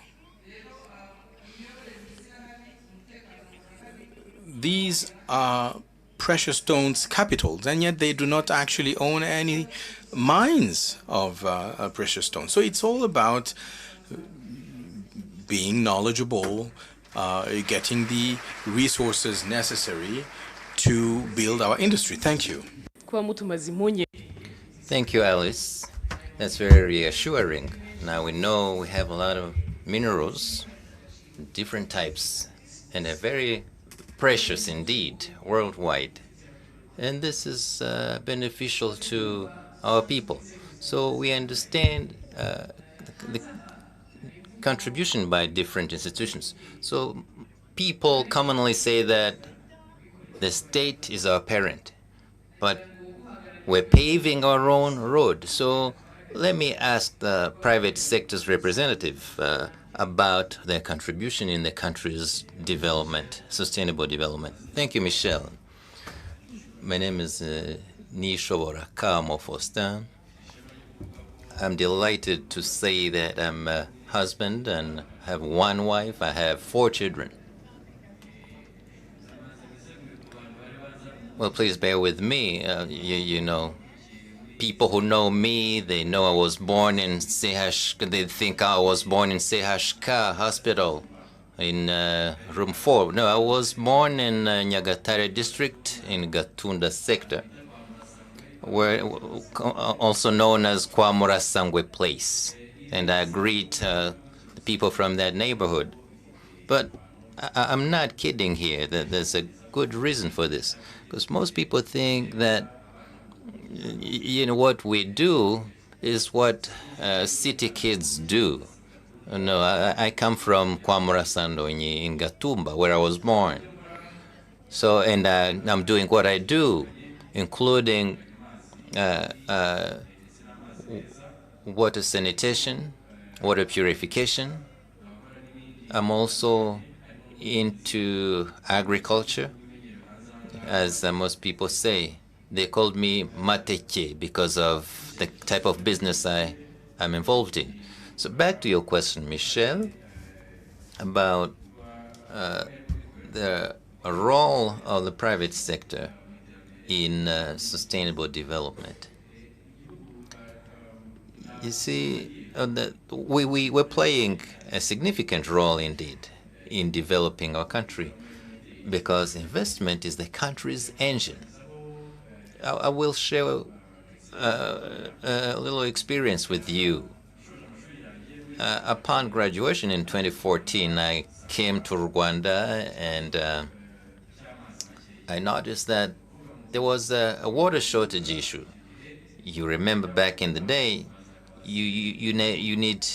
back then you needed to take a basin or buy a jerry can full of water. But that was not an obstacle, just an obstacle. I saw an opportunity in there, business opportunity. And together with a friend of mine, he's much older than me. He used to live in the United States. So I praised Rwanda, and though I was 23 years old, I approached a much older guy, and I encouraged them to invest in Rwanda. So I also had a conversation with another guy, and we know this Nzove water plant jointly with WASAC. So we contributed in solving the water shortage issue in Kigali, because back then it was 65% availability. So now we made sure that 87% of the population have access to clean water in their households today. That's just some experience I wanted to share with you. But let me talk to my peers, the youth. Please do something, work hard. The country is full of opportunities. The country does a lot to attract investors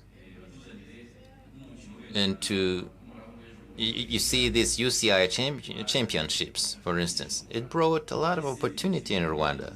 So what does it mean for Nyabihu, a potato farmer? So the government has played its part in bringing that UCI championship here.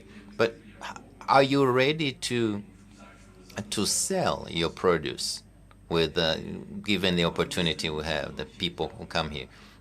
The minister mentioned something about avocado. I assure you, I will approach you because I have 7 hectares of avocado. So I want to access that market in Dubai.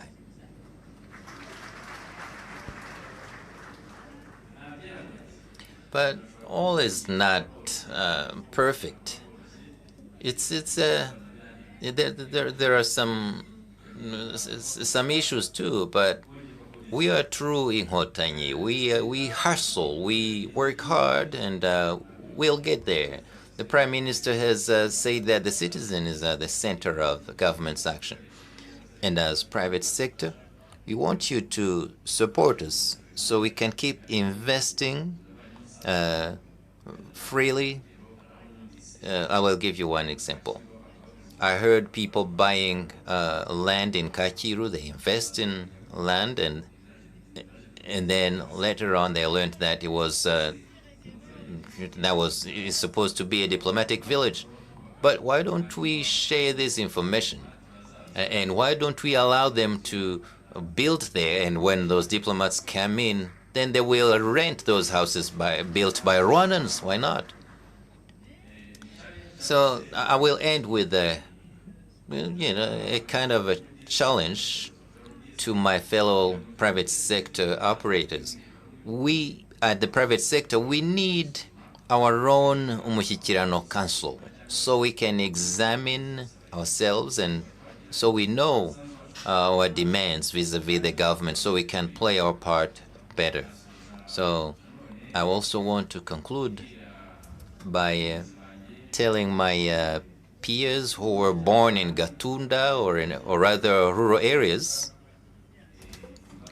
I want to ask you this. What's your contribution in the sustainable development of our country? Thank you very much.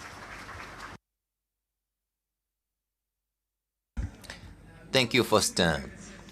Now, we're talking about the private sector, but on behalf of RDB, since I'm in charge of investment at Rwanda Development Board, I want to emphasize the role of the private sector. You are the foundation of sustainable development.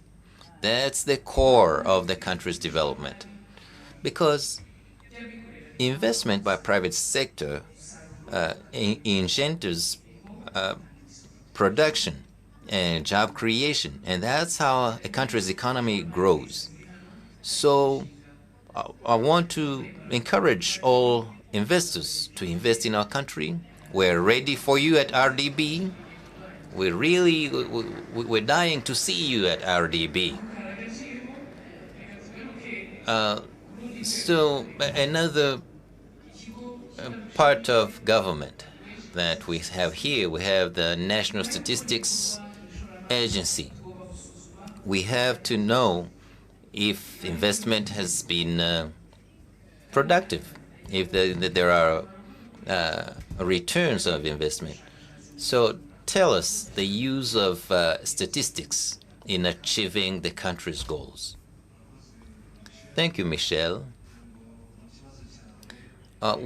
There are two things within your question: statistics and goals. So when you set goals as Rwandans, it's part of our culture. That's what we do as a country. But it also implies being determined to keep your promise, to achieve what you set out to achieve. And it's all about major things. It's not ordinary things. So it's part of our culture. And when you look at our 2020 vision, as you remember, when we talked about that vision, it sounded pretty much like a dream. But now we're talking Vision 2050. Then we have 5-year or 7-year plans, and we have goals for each year. And as a statistics agency, our job is to help the country know the prevailing situation when we set our goals. Using statistics, we evaluate what we've achieved and to what degree what we didn't achieve and why. So that's the importance of statistics in that process, because they guide us. So setting goals has been very beneficial to all of us. People have shared examples. I will reiterate two. With the health sector, for instance, one important thing that was done in the year 2000, that is 25 years ago, if you look at the mothers who gave birth in hospitals, well, try to remember the rate. That was 27% only. So out of 10 babies who were born in Rwanda back then, about only 3 were born in a hospital setting. Health insurance back then, it was about 8%. So it means Rwandans who had access to health insurance, only 8%. And after that, you see what setting goals means. So you are measuring, and then you're setting goals to do better. So, with healthcare, then you say, I'm going to have more Rwandans are going to have more access to healthcare, hospitals closer to the people. And then this health insurance as well. You say more Rwandans should have access to health insurance.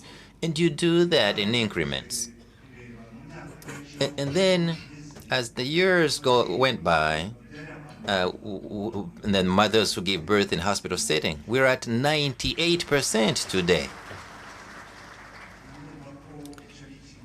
You see, this is very tangible. And health insurance, it's more than 90%. And this only within 25%.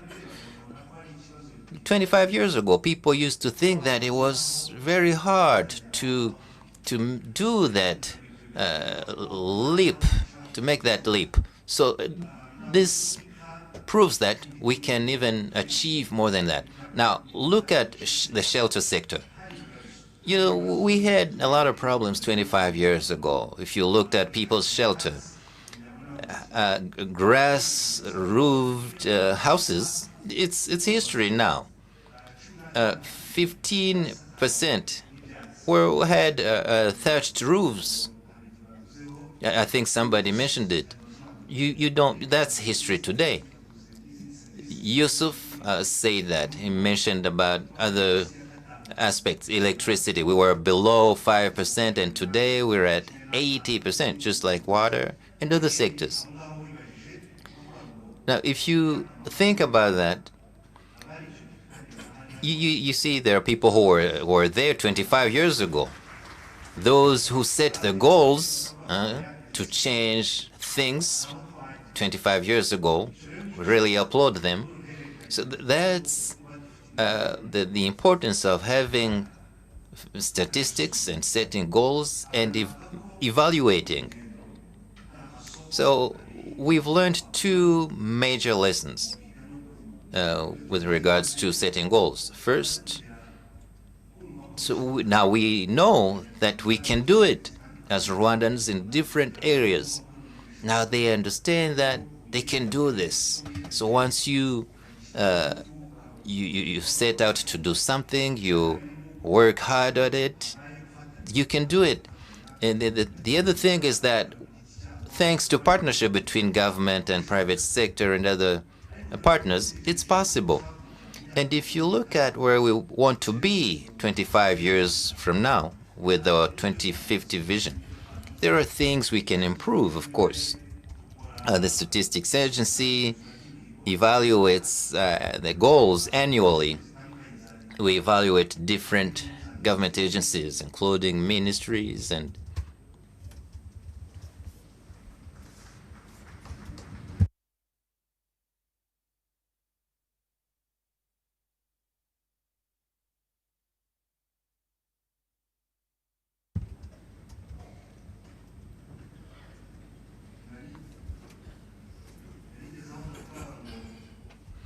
I was saying that if you look at that culture of setting goals,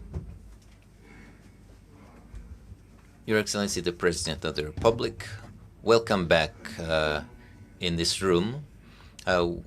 This is the first panel, and we're talking about the economy and sustainable development. So the panel is reviewing how our economy has been growing and what's being done so we can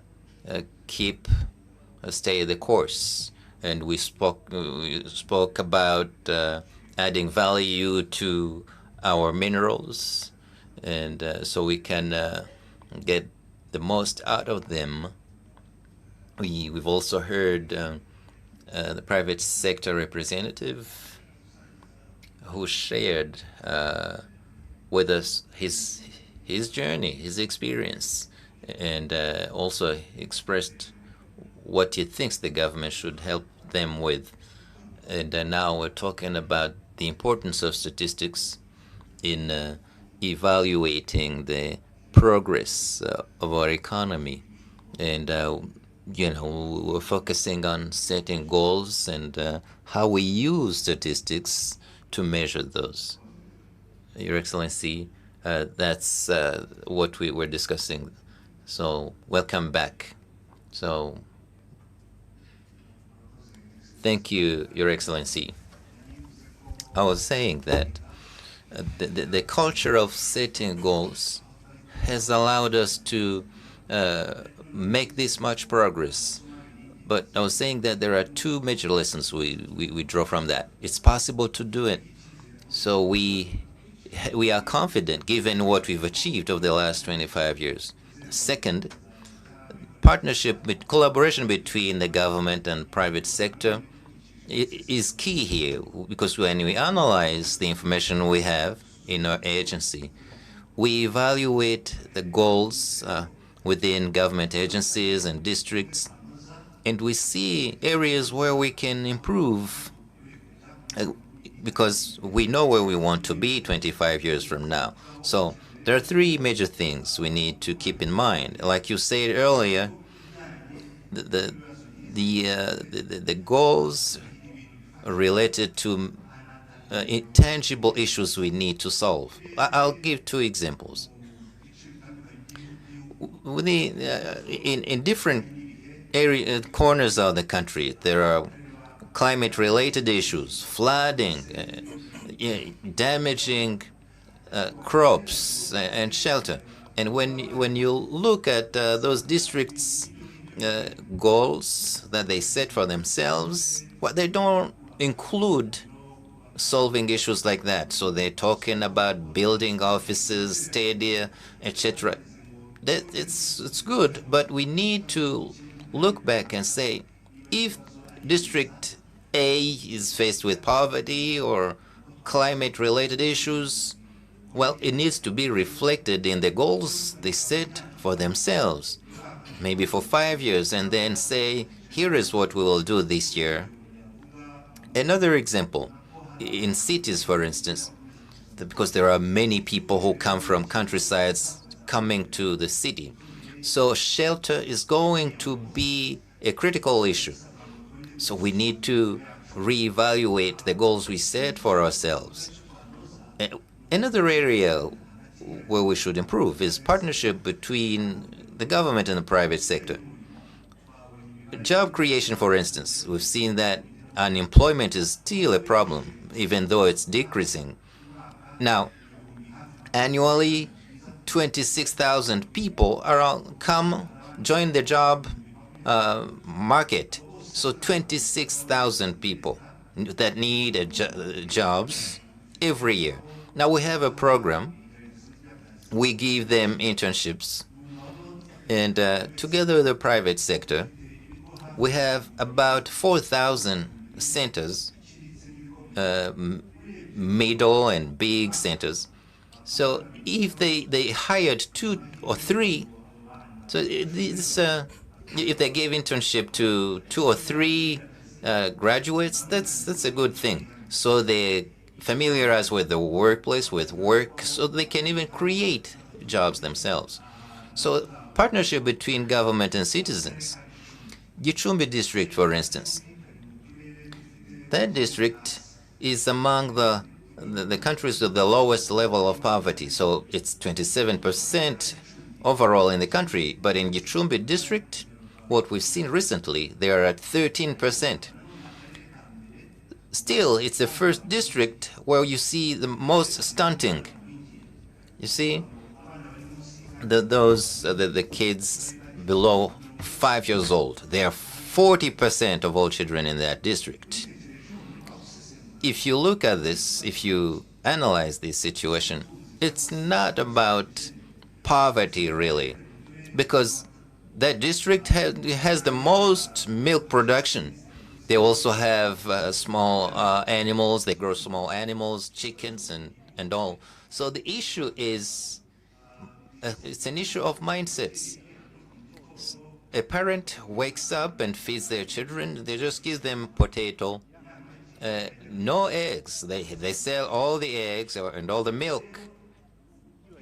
So we need to work with the citizens to reduce stunting. It's part of government's goal, but together we can improve the situation. That's just one example. So we need collaboration between the citizens of the government and private sector. As I conclude, Your Excellency,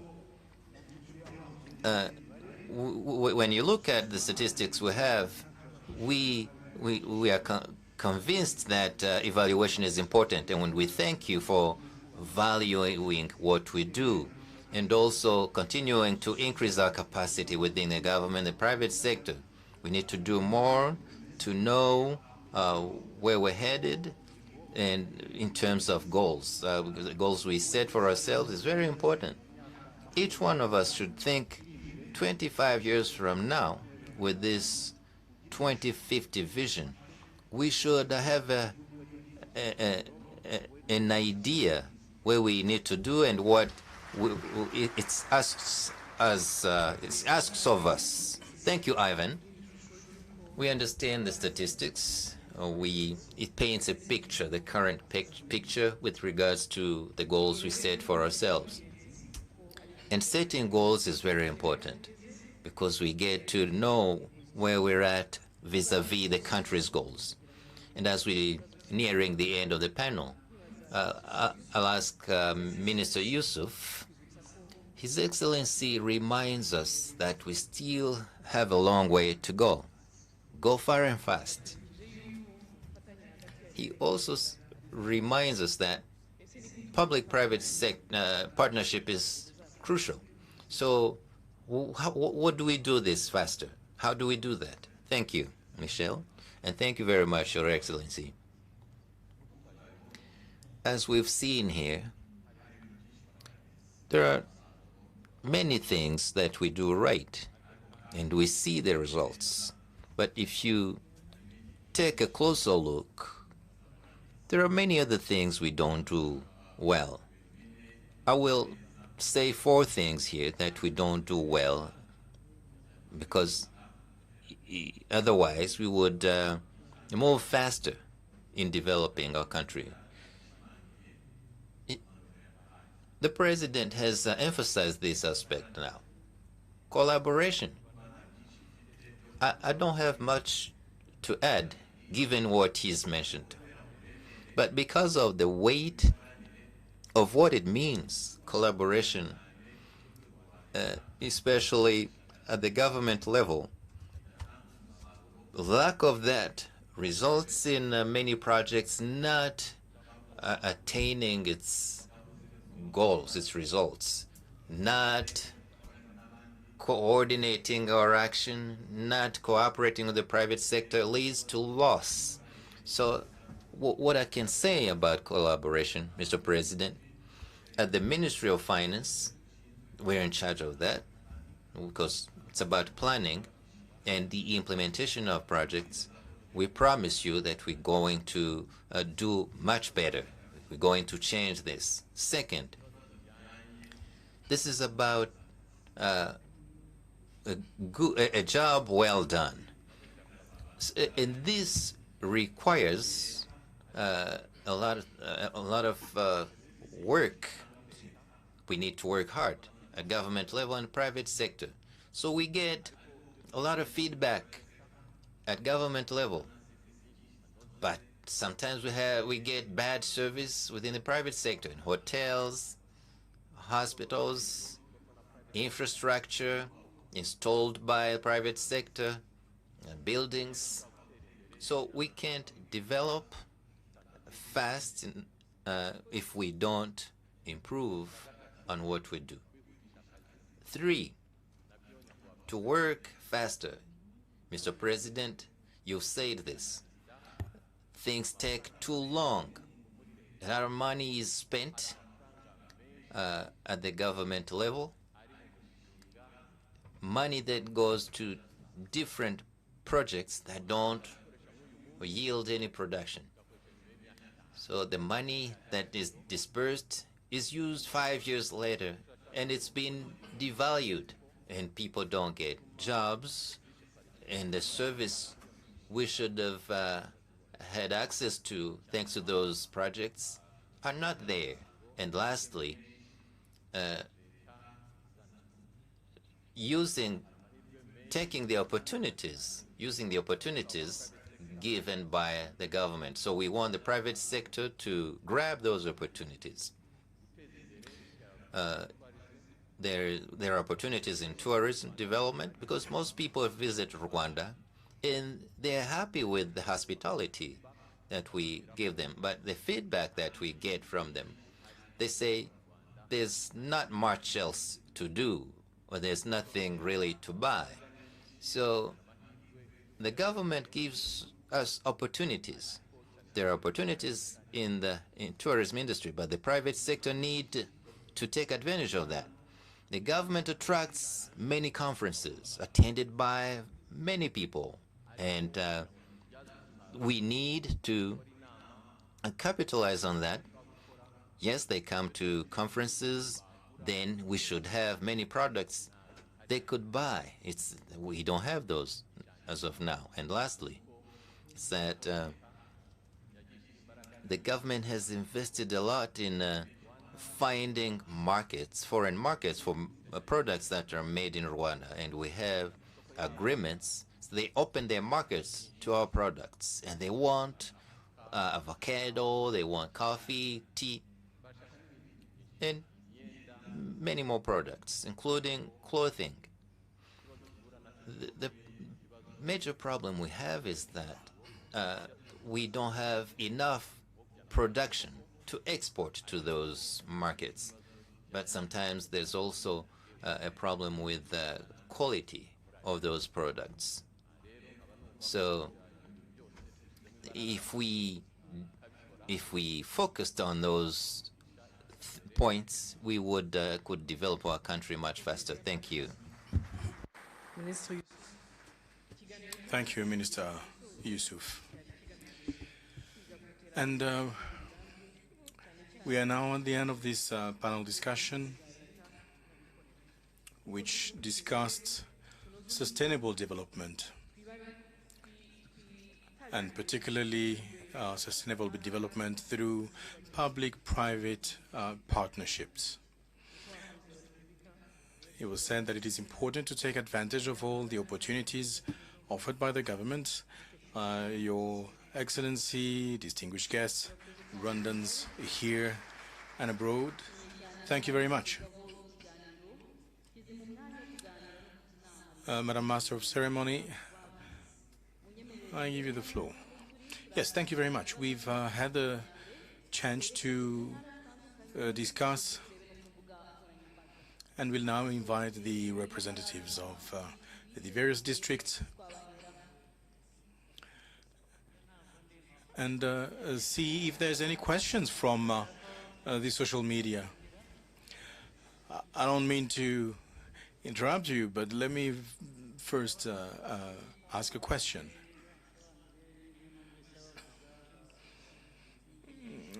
I was told what you've been discussing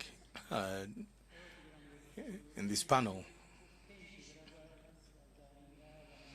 and I understand these challenges that you've discussed, and it is clear that people do offer various suggestions ideas, but at the end of the day, we find ourselves remaining static, and we realize we haven't really moved forward. And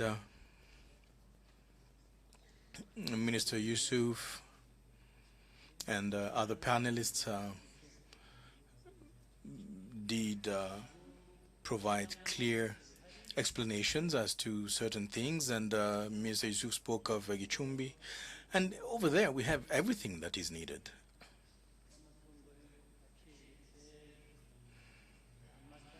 We have domestic cattle, we have milk production, the production of eggs, but children are still stunted.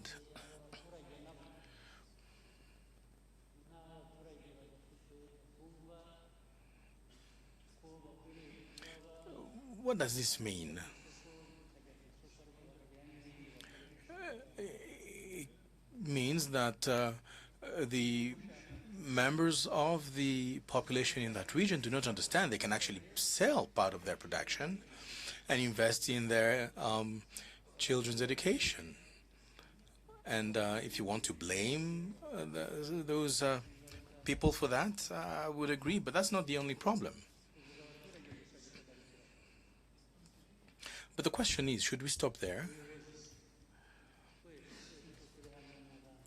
What about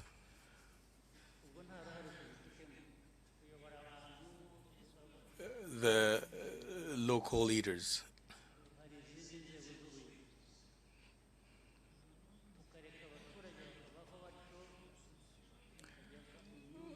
Shall we say that the population should then stay the way they are and suffer the consequences of inaction for 5, 10 years and just criticize? I think the major issue here is at the level of the leaders, including ourselves here. So what's our role? What are we meant to do as leaders? If we leave Gichumbi and other areas remain the way they are, and yet they actually have everything they need, and yet stunting does persist in children, I strongly believe that the problem is also at our level. So how shall we resolve this? Otherwise, we'll just keep, discussing and consulting. And what Minister Yusuf mentioned is absolutely correct. But this has been the case for about 5 to 10 years. And this is not acceptable. In the agricultural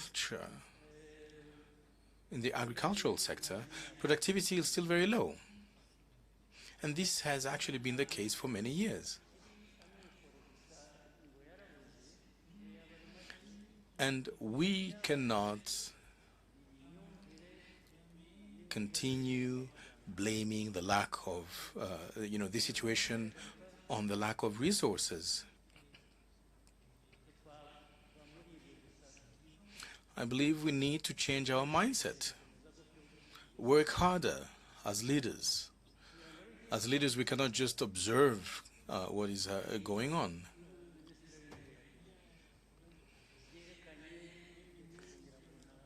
And the Prime Minister did share with us some statistics. I believe the Minister of Finance did also show that economic growth is there. And this year, our growth rate is of about 7.5%. But looking at these numbers, people may think that all is well and good.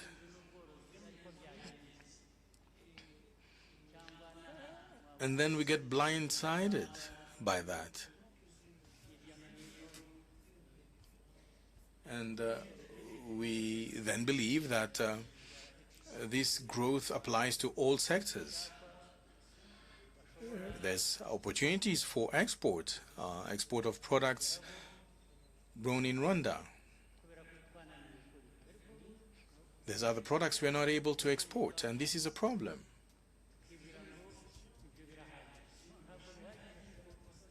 We seem to be fixated on the growth rate, but this is not enough. Because when you go into the nitty-gritty of things, we then see gaps. These overall rates can actually be misleading. And the sectors that are highly successful are not representative of those that are not. And you know, people then tend to believe that you know, all sectors are doing well,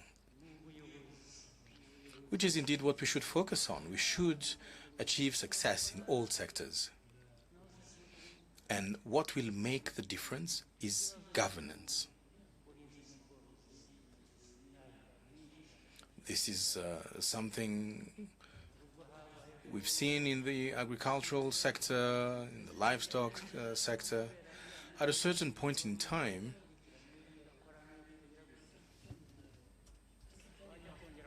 we had achieved a certain pace, but because we're not monitoring things appropriately, then we realize that people do not even remember some of the objectives that we set for ourselves.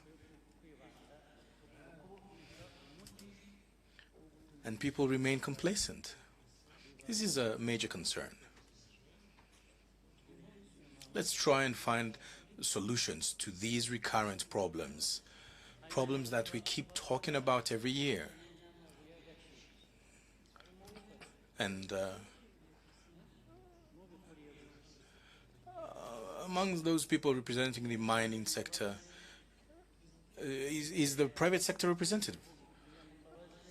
Do we have only the government person? Because I wanted to ask the percentage of minerals that they actually get from Congo. Let them remember to tell us what is the percentage of minerals that are being brought from Congo. Thank you, Mr. President. And it is true, we did speak of achievements that spoke for themselves back in the days. But what is the current status? And in the audience, I do see some leaders, and the President of the Republic had actually asked that you also take the floor if you wish to express yourself in reaction to the President's comment. But as you think about that, I'll get back to Madame Alice, who's responsible for the mining sector. And you've been asked what is the percentage of minerals coming from Congo. No, we don't need minerals from Congo to grow Rwanda. Our mountains are full of minerals, and we just need to understand their value and invest in the transformation as well, in the processing of these minerals,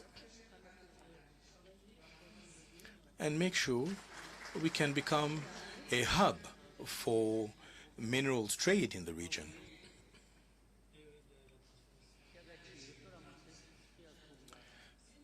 And a hub for minerals processing. Well, indeed, if we were a hub for processing, this would not be a problem. And looking at what's happening in the sector, and looking at the developed countries, which keep giving us lessons as to minerals, but they're actually the ones benefiting the most from these minerals, and yet they do not have them in their country. So this is the key of the problem. Those stones that may be coming from Congo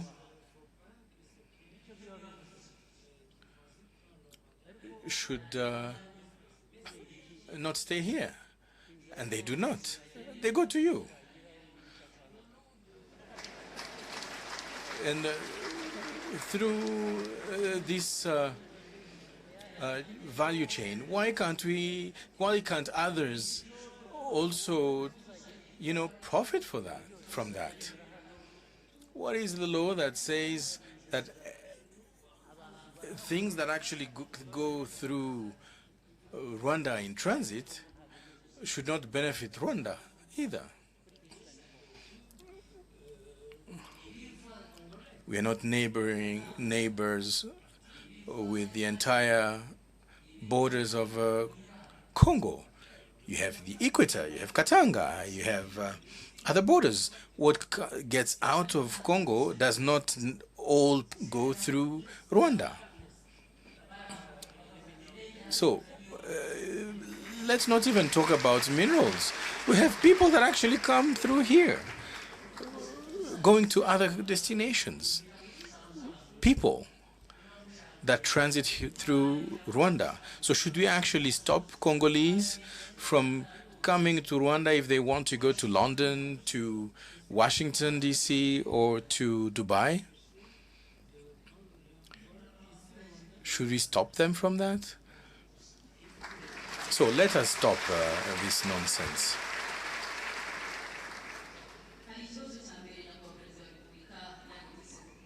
So there's an issue that has been tackled by the President of the Republic, and we should not hide from it. He indeed came back to the issue of Gicumbi, and the Minister for Local Administration is here. Maybe he has something to say about that. Yeah, thank you very much, Mr. President. As shown by statistics, the issue remains with governance.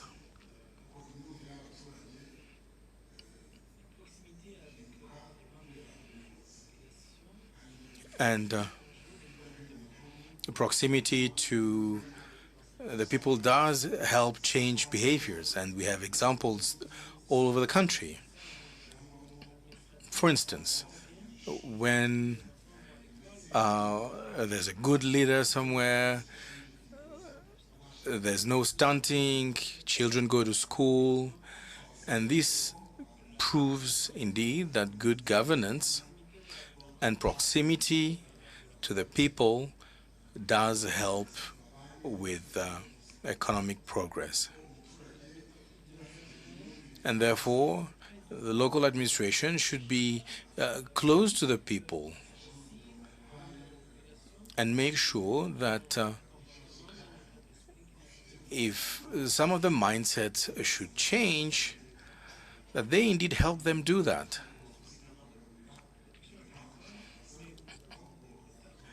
And we do have some areas where agricultural production is sufficient, but where stunting is still present.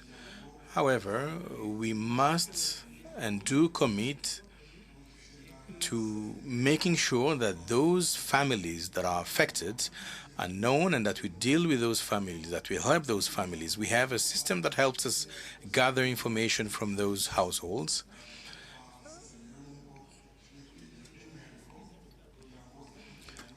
And that can help us target those children affected by stunting so that we can help them and help those families change their behaviors without, of course, forgetting the increase in agricultural productivity. Thank you very much. We now go to people who may have questions. I believe I've seen someone raise a hand. Yes, Mr. President of the Republic, thank you very much for this opportunity.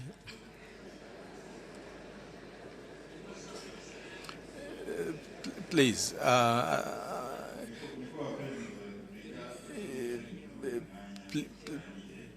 you must express yourself properly in Kinyarwanda. Yes, thank you very much, Your Excellency. My name is Trésor Gashonga. I'm an entrepreneur. My company is called Inshuti Fruit Limited. And we're engaged in chilies processing, and we work with more than 100 farmers. We sell our products here in Rwanda, and we export some of it as well. And we do sell chicken wings as well, marinated chicken wings. And thank you for all the opportunities that were afforded to me and to the youth in general. Unfortunately, please, once again, correct yourself. It's not guhereza in Kinyarwanda.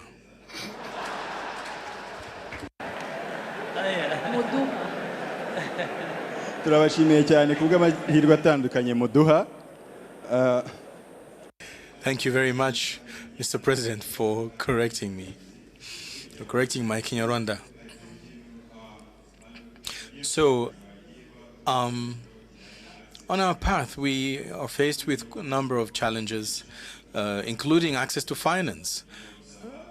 And as youth, when you try to get access to lending, banks will ask for collateral. Collateral which is almost always impossible to get as a young man, as a young woman. And even when we do get access to some of the loans,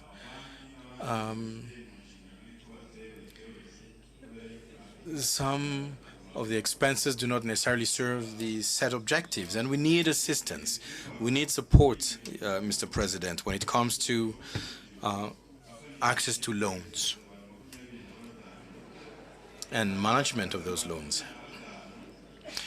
My company employs 25 people, and we work with more than 100 farmers. So my question is, how could we get access to finance? Because in 3 years, if we could work with, if we manage to work with 100 farmers, we could probably work with 1,000 farmers if we had access to finance. Besides that, Mr. President, we do have an issue with packaging food products. We've been told that we had to use green packaging, and unfortunately they do not exist in Rwanda, and when we try to import them, they're actually highly costly. And this presents a major obstacle. Thank you. Thank you very much.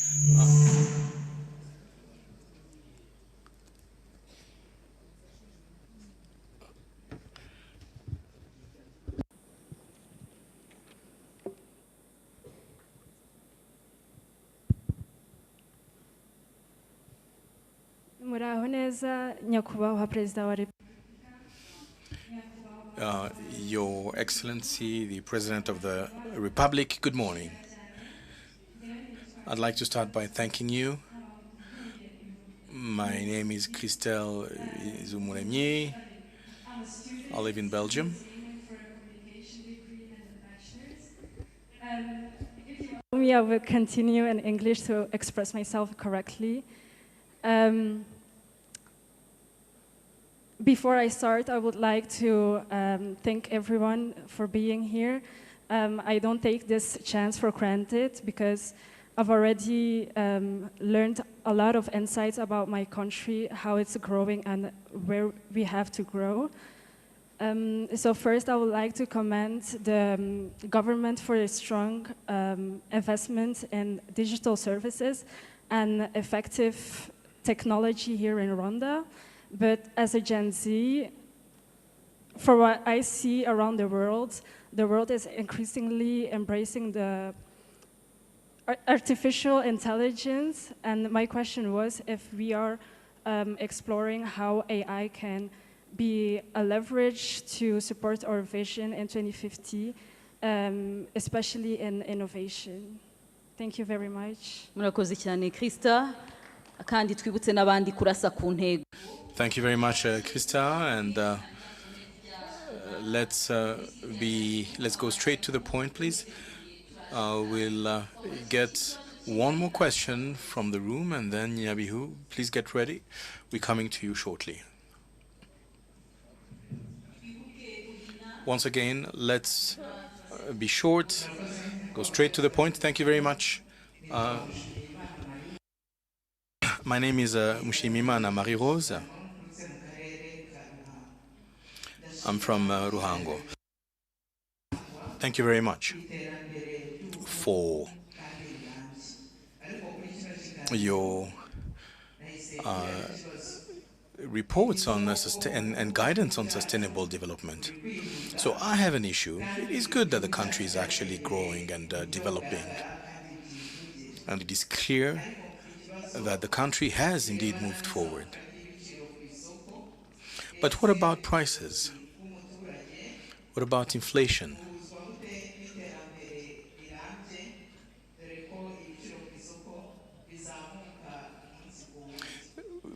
Today, prices keep rising, and it's becoming increasingly difficult for the small people for the ordinary citizen to deal with it. Thank you very much. Yes, how about innovation and artificial intelligence? Are we ready for it?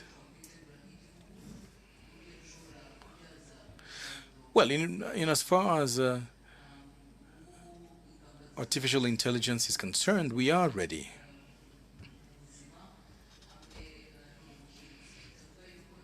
As for education, training, agriculture, and other sectors, they will follow.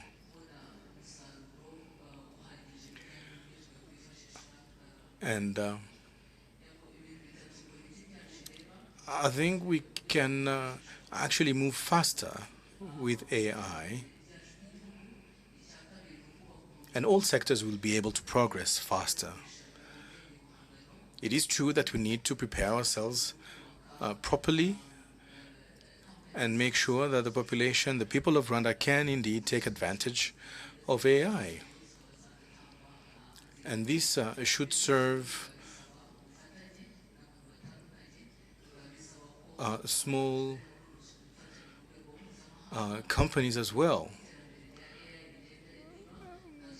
We need to work on AI. We need to cooperate with other countries and make sure we're always up to date. Thank you. Thank you very much.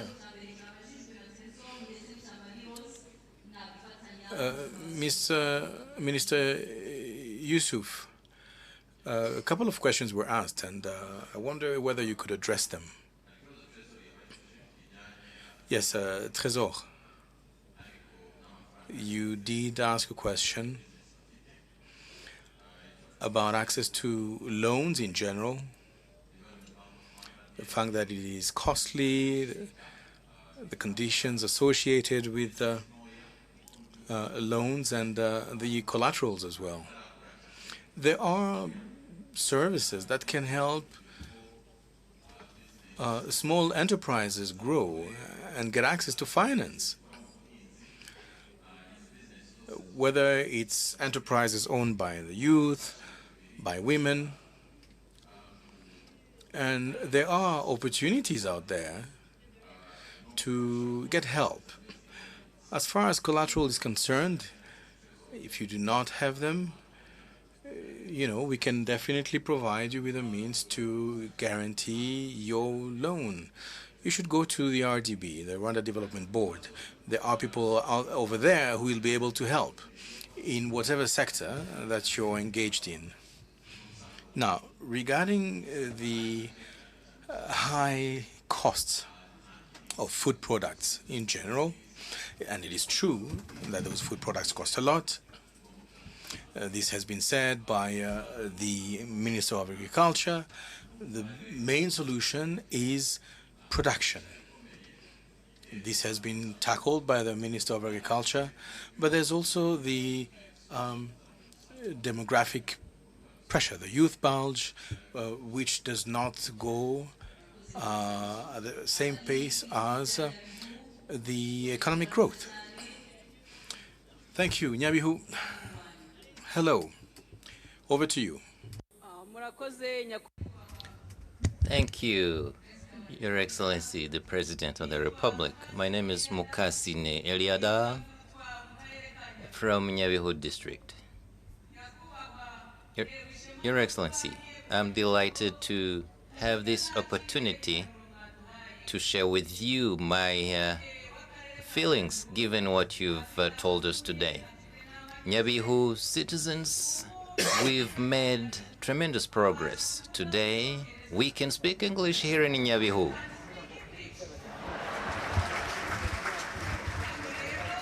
This means that the advice you've given us is we've totally understood everything, both in Kinyarwanda and in English, and we are ready to go to work.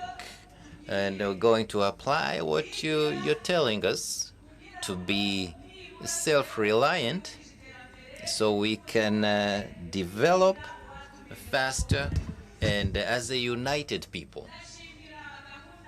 And I thank you for the program you've started to send young children to early childhood centers and the school feeding program too. And this helps fight stunting among our children. And it prevents school dropouts. And we, the parent, get more time to conduct other development activities.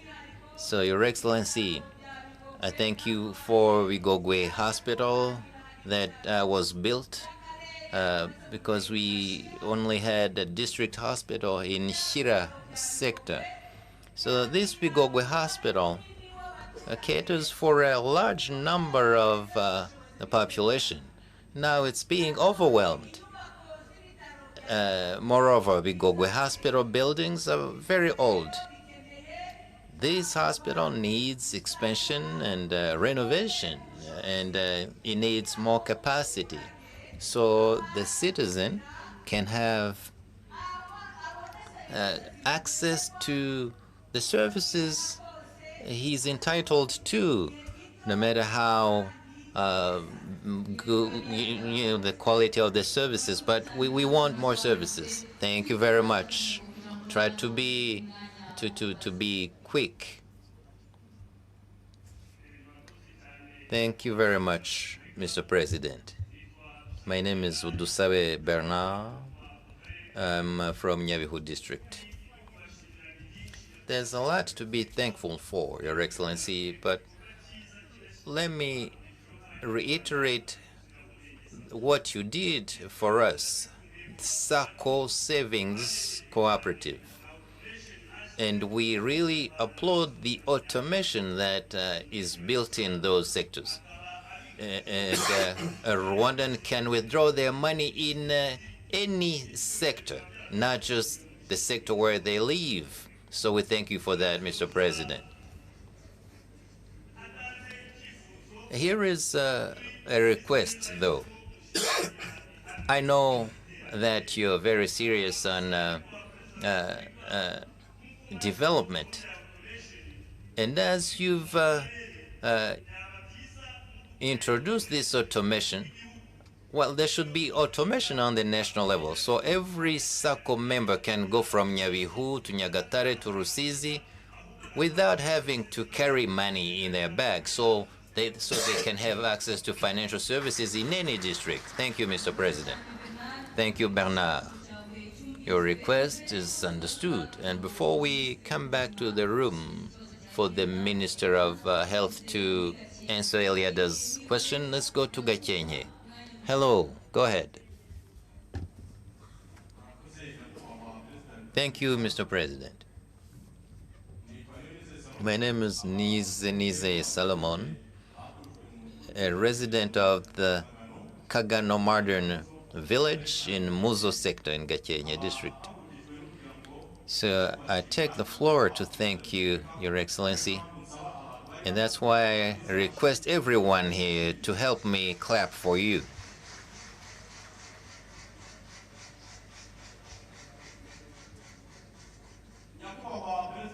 Mr. President, me, Dionysee Solomon, I'm overjoyed because if you look at where I used to live in a danger zone, and today I was settled in this modern village together with 124 families. See, words fail me. Rwanda keeps being sweeter and sweeter to me. So I've never seen this before. The last 39 years, I was living a miserable life, but today I'm overjoyed. I live in this modern village because I had been left on a village it was not. It was a danger zone, really. It was not the right place to live, to have a house. And I thank you, Mr. President, because you keep the citizens on your mind. And there's a marketplace being built near where we have this new modern village. And soon I will be a welder in that market. Your Excellency, I wouldn't say much because I would take a month or a full year because I've lived a bad life over the last 39 years. But I pray to God that He keeps you healthy so you can keep leading Rwanda and Rwandans. Thank you. God bless you. We'll take one more person from Gakenye, then we'll come back to the room.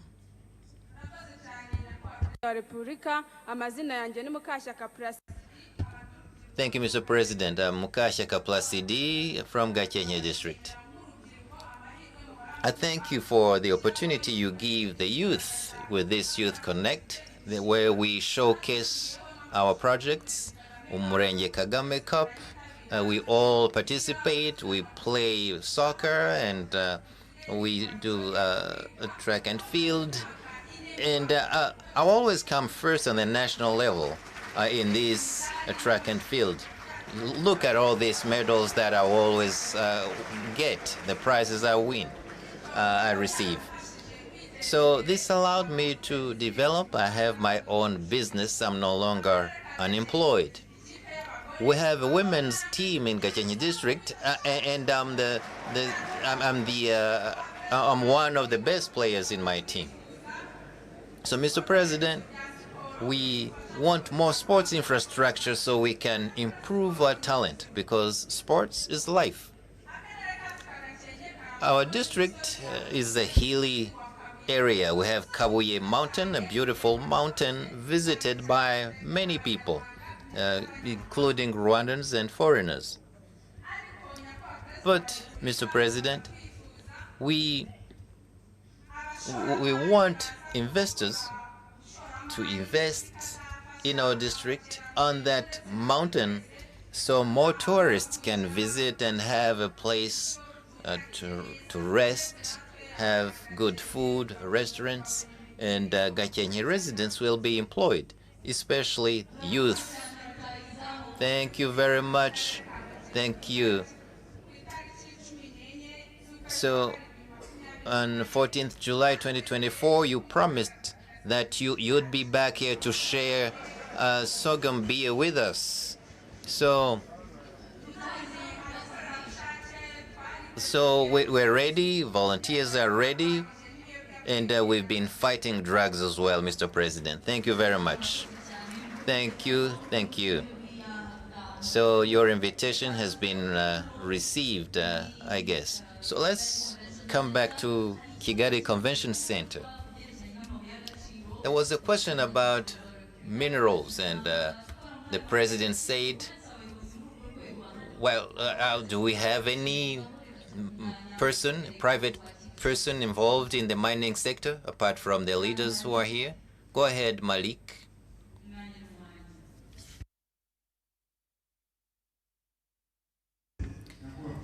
Thank you, Mr. President. I think the President raised that question, but he has also helped us address it at the same time, and I want to emphasize this. We have minerals here in Rwanda, and we have many of them. All of you know, and the mine board representative has clarified that mining started many, many years ago. And if you go back in history, before they even went to neighboring countries, those who were doing exploration started in Rwanda. History tells us that they started in Rwinkwavu and Rutongo. Then they followed that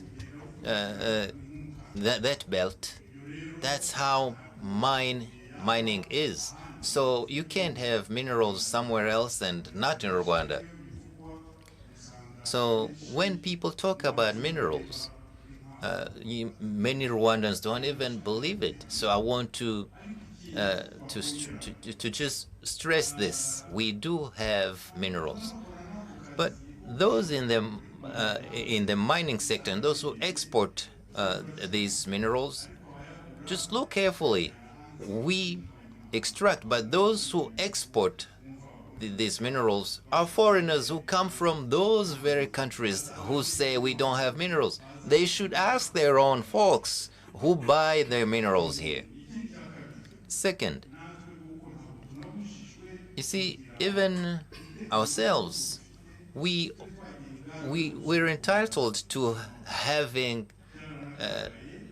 industries, factories that refine these minerals. And we have a factory like that, a gold refinery. And there are many countries that started bringing their own gold here to be refined, and then it's sold on the international market.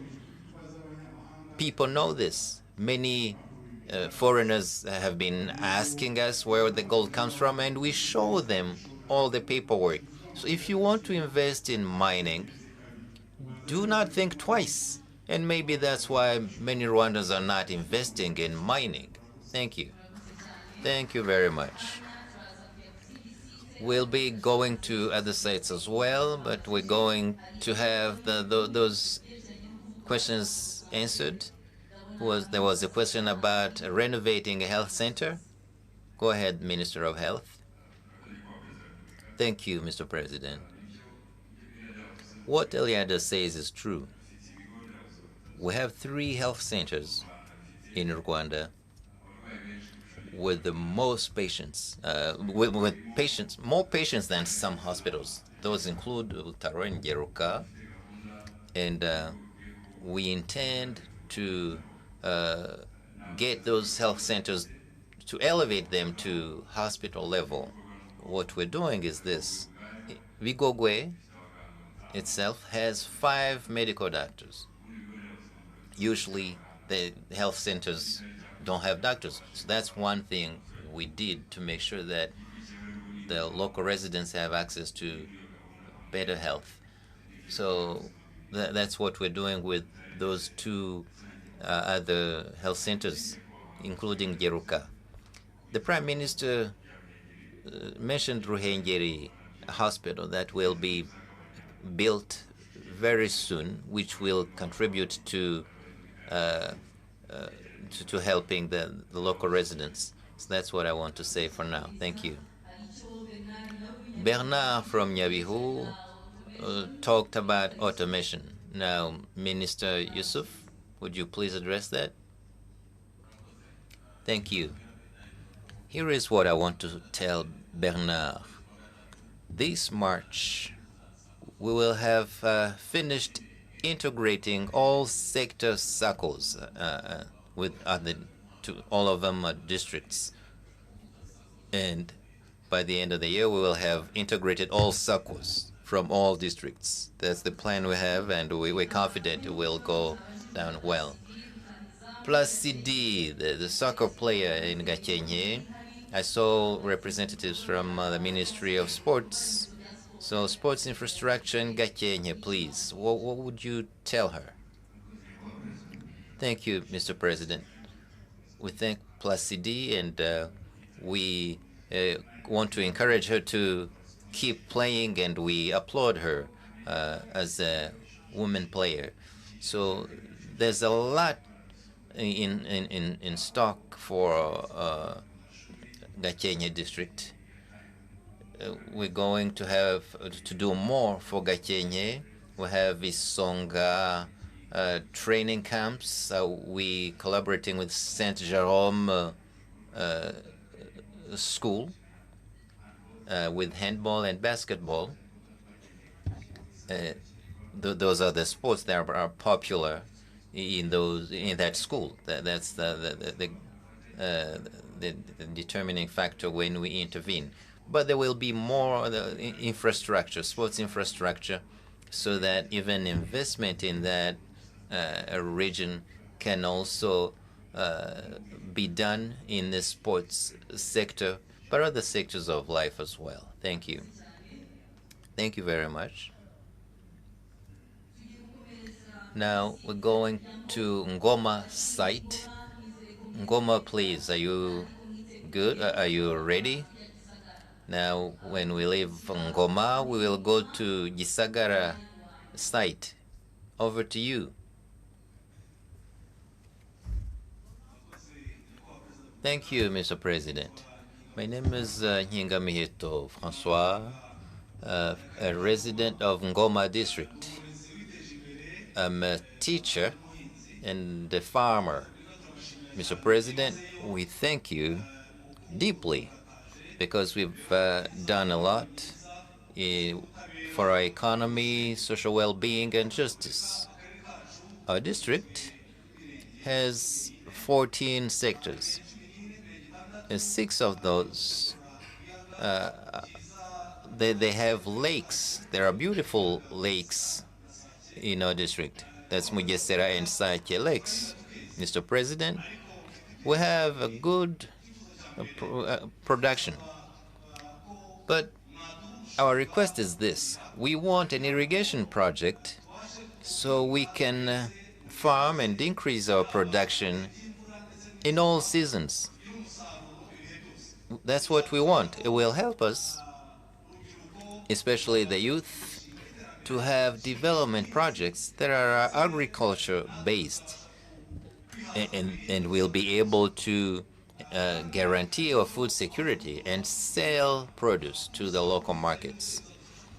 But it's been said agricultural production is small, so we want to increase that. Mr. President, we also want a road between Sake district, Sake sector and Mugesera sector around those lakes, so we can exchange our food production, so we can easily sell our products on the local markets.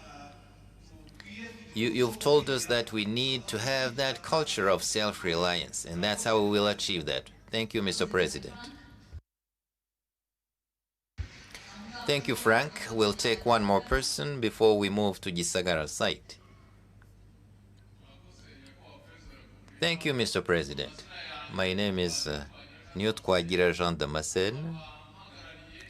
I represent the local cattle growers. So I really love cows. It's within my blood too.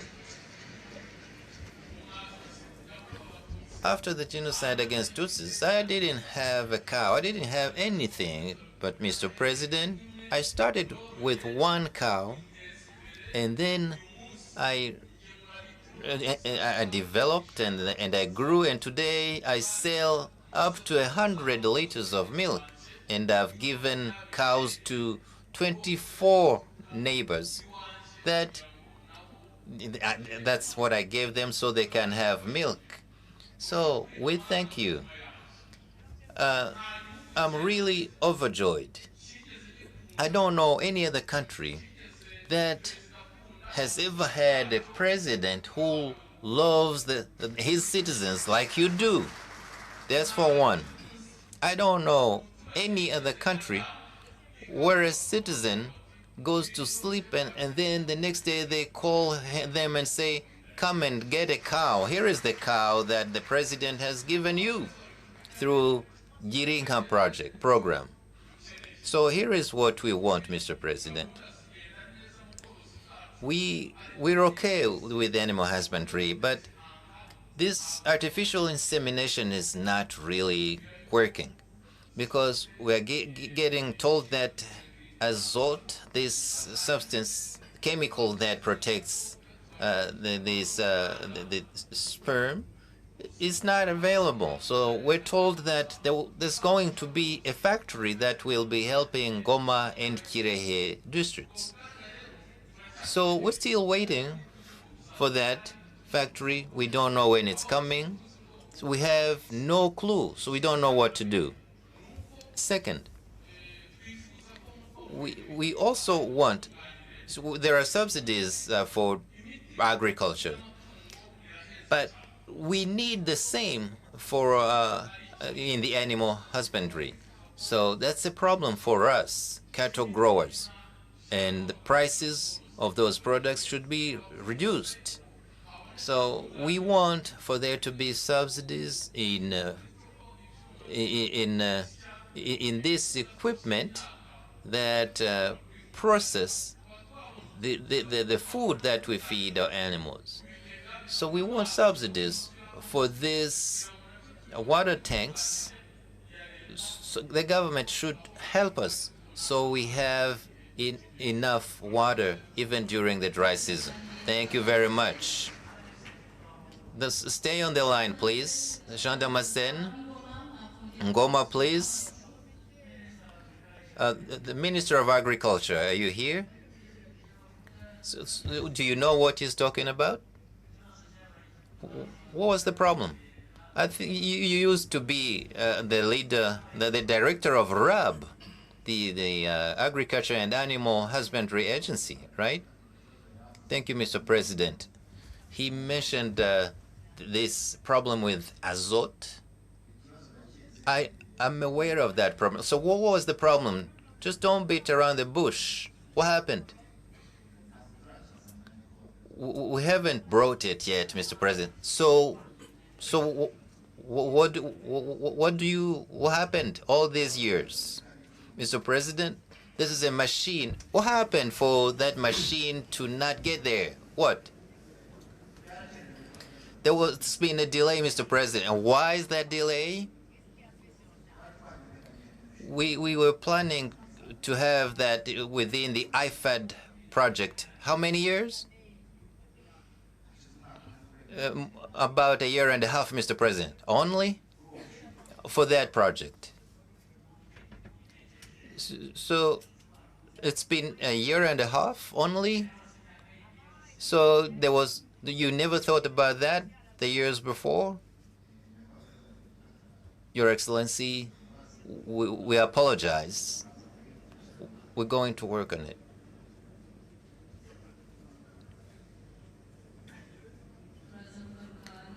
We'll be back to answer other questions, but let's go to Gisagara first. Then we'll answer the questions in a batch.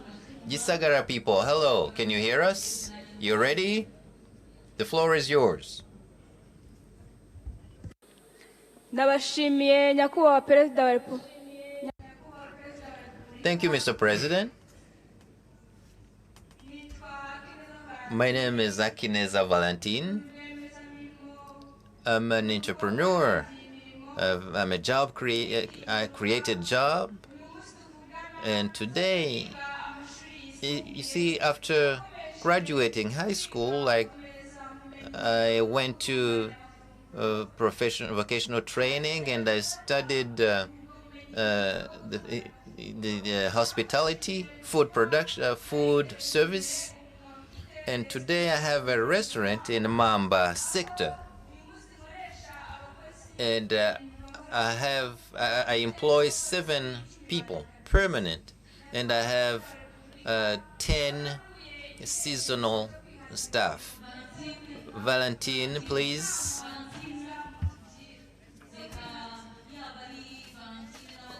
Both Valentine and others, there are many who want to ask questions. Just go straight to the point. Is it a question or an idea? Just go straight to the point. Thank you. What's the question you want to ask, Valentine? Or what's your comment?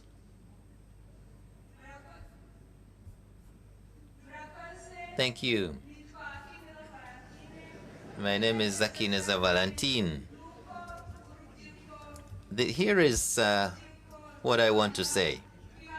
We create jobs, we as youth, but in Gisagara district, we have what we call Kuremera program that helps the youth.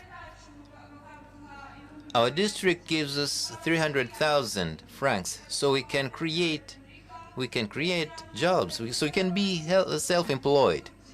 So here is my request, Mr. President. Because I've seen the obstacles that we face, Mr. President, I was a beneficiary of that program.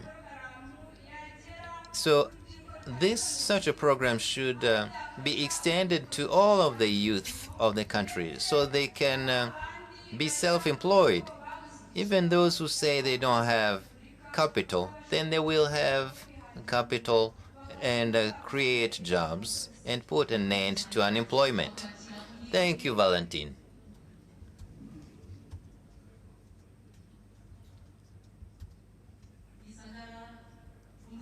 Go ahead, Gisagara. One more person.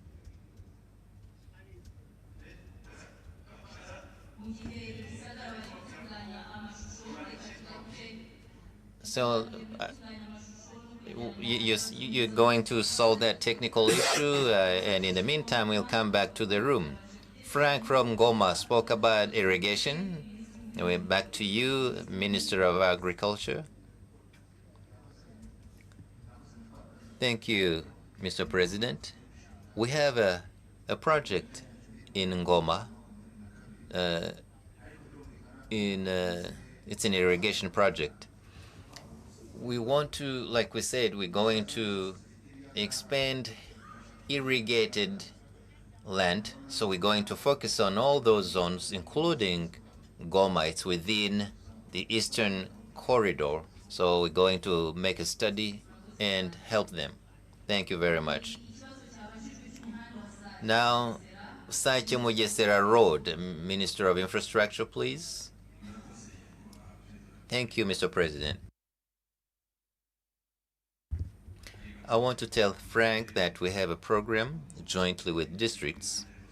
The goal is that all roads, especially the secondary roads, that we're going to improve those roads and build ditches, and then they are protected so that you can sell your product much easily. So, and we will facilitate tourism. So we will coordinate with the district. Thank you. Thank you very much. Now, let's see what's on the social media. This is a platform for our Rwandans. We want to know if there are any ideas or questions. Would you please put these on the screen? Mukunzi Penina says, wrote on next, he says, we really miss UCI vibes. Dear leaders, what are you planning another show for us?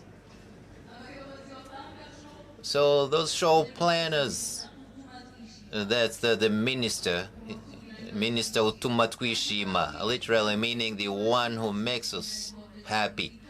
Wimbabazi says, I thank the president for those green roads so we can exercise, work out, and even young women and men, young men propose on those green roads. Why don't you expand the same initiative, extend it to other places in the country? And Musabga Abdul says, Mr. President, the cleanliness is a good thing. Now, Kigali is clean. We should be clean too. Why shouldn't we clean? Why shouldn't we look smart, smell good? Really? Stop those bad smells on buses. We can't develop, we can't be rich, we can't get to 2050 without being smart. So I guess those who need to be smart and smell good and look good heard that. Now the Ministry of Sports, the Ministry of Infrastructure. So what's in the works? Thank you, Mr. President. Well, indeed, we have a plan to extend the green roads to other places. We started in Nyarutarama and Kimihurura. Now we're going to Rebero and other places. Thank you. Thank you. hari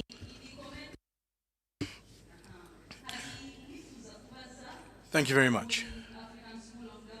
Someone from the African School of Governance, Mohammed Ndarusa, would like to take the floor.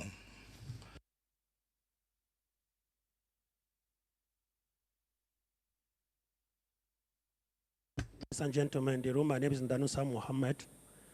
I'm from Nigeria. I'm a student at African School of Governance.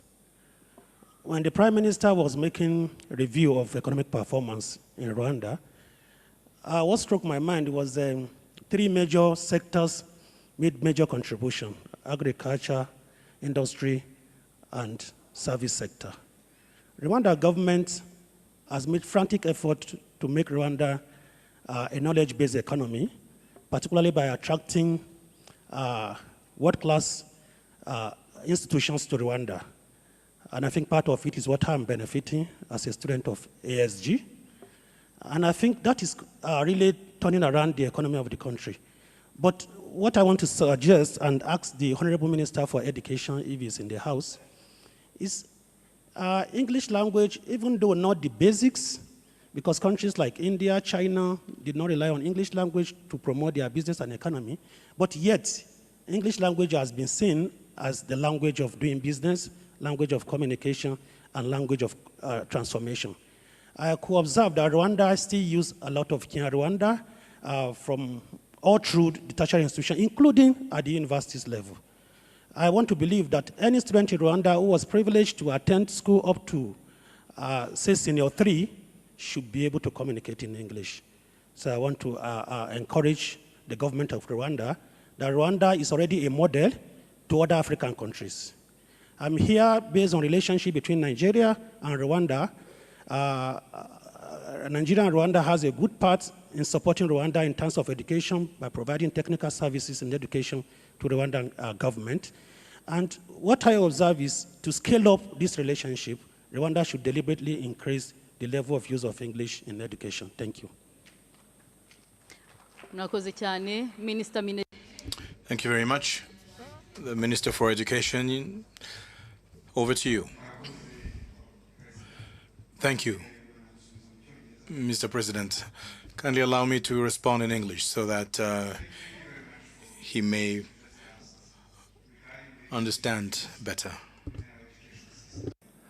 It is true that we need to improve the English proficiency, starting with the educators themselves, and also increasing the use of the language in the schools themselves. So we have actually established a program that's starting this year that's going to train all teachers, all of them, in increasing the English proficiency. we expect to see the English proficiency rise to the level of B2, which is the required level to be able to instruct in that language. So that is a known problem that we are working on. And we hope that this training, which is provided by the government of Rwanda to all teachers, in partnership with the World Bank and the MasterCard Foundation, and that's going to raise the level of English, and hopefully in the next couple of years, it will translate to the increase of English competency within our students themselves. So thank you very much. I think the Minister of Education has given a very good answer. I just want to inform you that I think it is generally a language problem. We even have Kinyarwanda proficiency. So even for Kinyarwanda, you might have heard we are struggling here. People say anything they want. So, but we'll go with the Minister of Education and the very good answer he has given. Murakoze nyakubahwa Perezida wa Repubulika mubitwemereye. Thank you, Mr. President.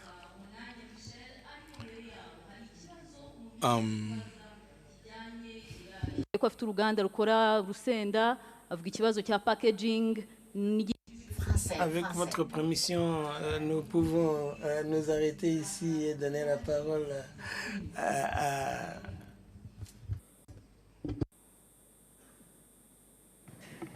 Murakoze nyakubahwa President. Ikibazo cya packaging. Thank you very much, Mr. President. Regarding the issue of packaging for products, we're actually working with REMA on the issue, and we have a team that has been set up for that very purpose. Thank you.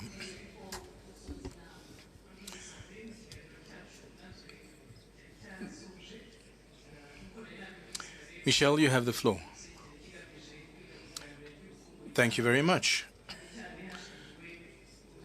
We had actually come to the end of this panel discussion, of which the focus was on sustainable development.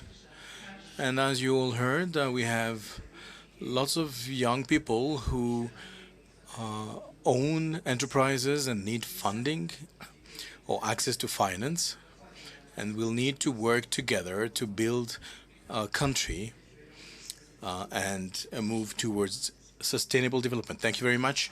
And we'll stop here. Your Excellency, the President of the Republic, distinguished guests, ladies and gentlemen. Yes, as has been indicated by the President of the Republic, we must work together. We'll now leave the room, take a break, but let us not forget what has been said, the questions that have been asked. Let us all think of our own situation, asking ourselves whether we contribute ourselves to sustainable development. Thank you very much, and thank you, Mr. President.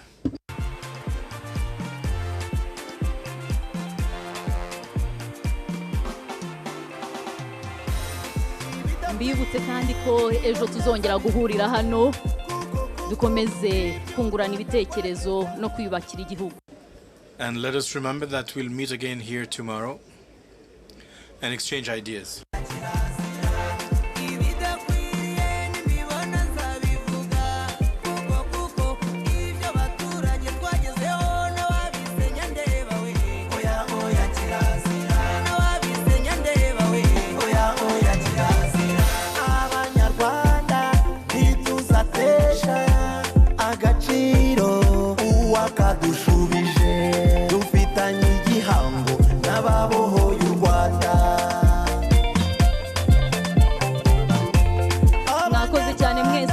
Tuzasubira ku munsi w'ejo, ariko reka mbibutse yuko we thank you all, and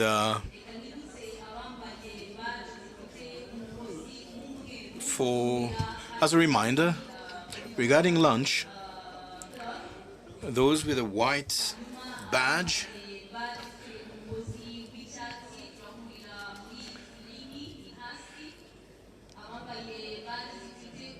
And green will be at Restaurant Fellini, the light blue at AD10.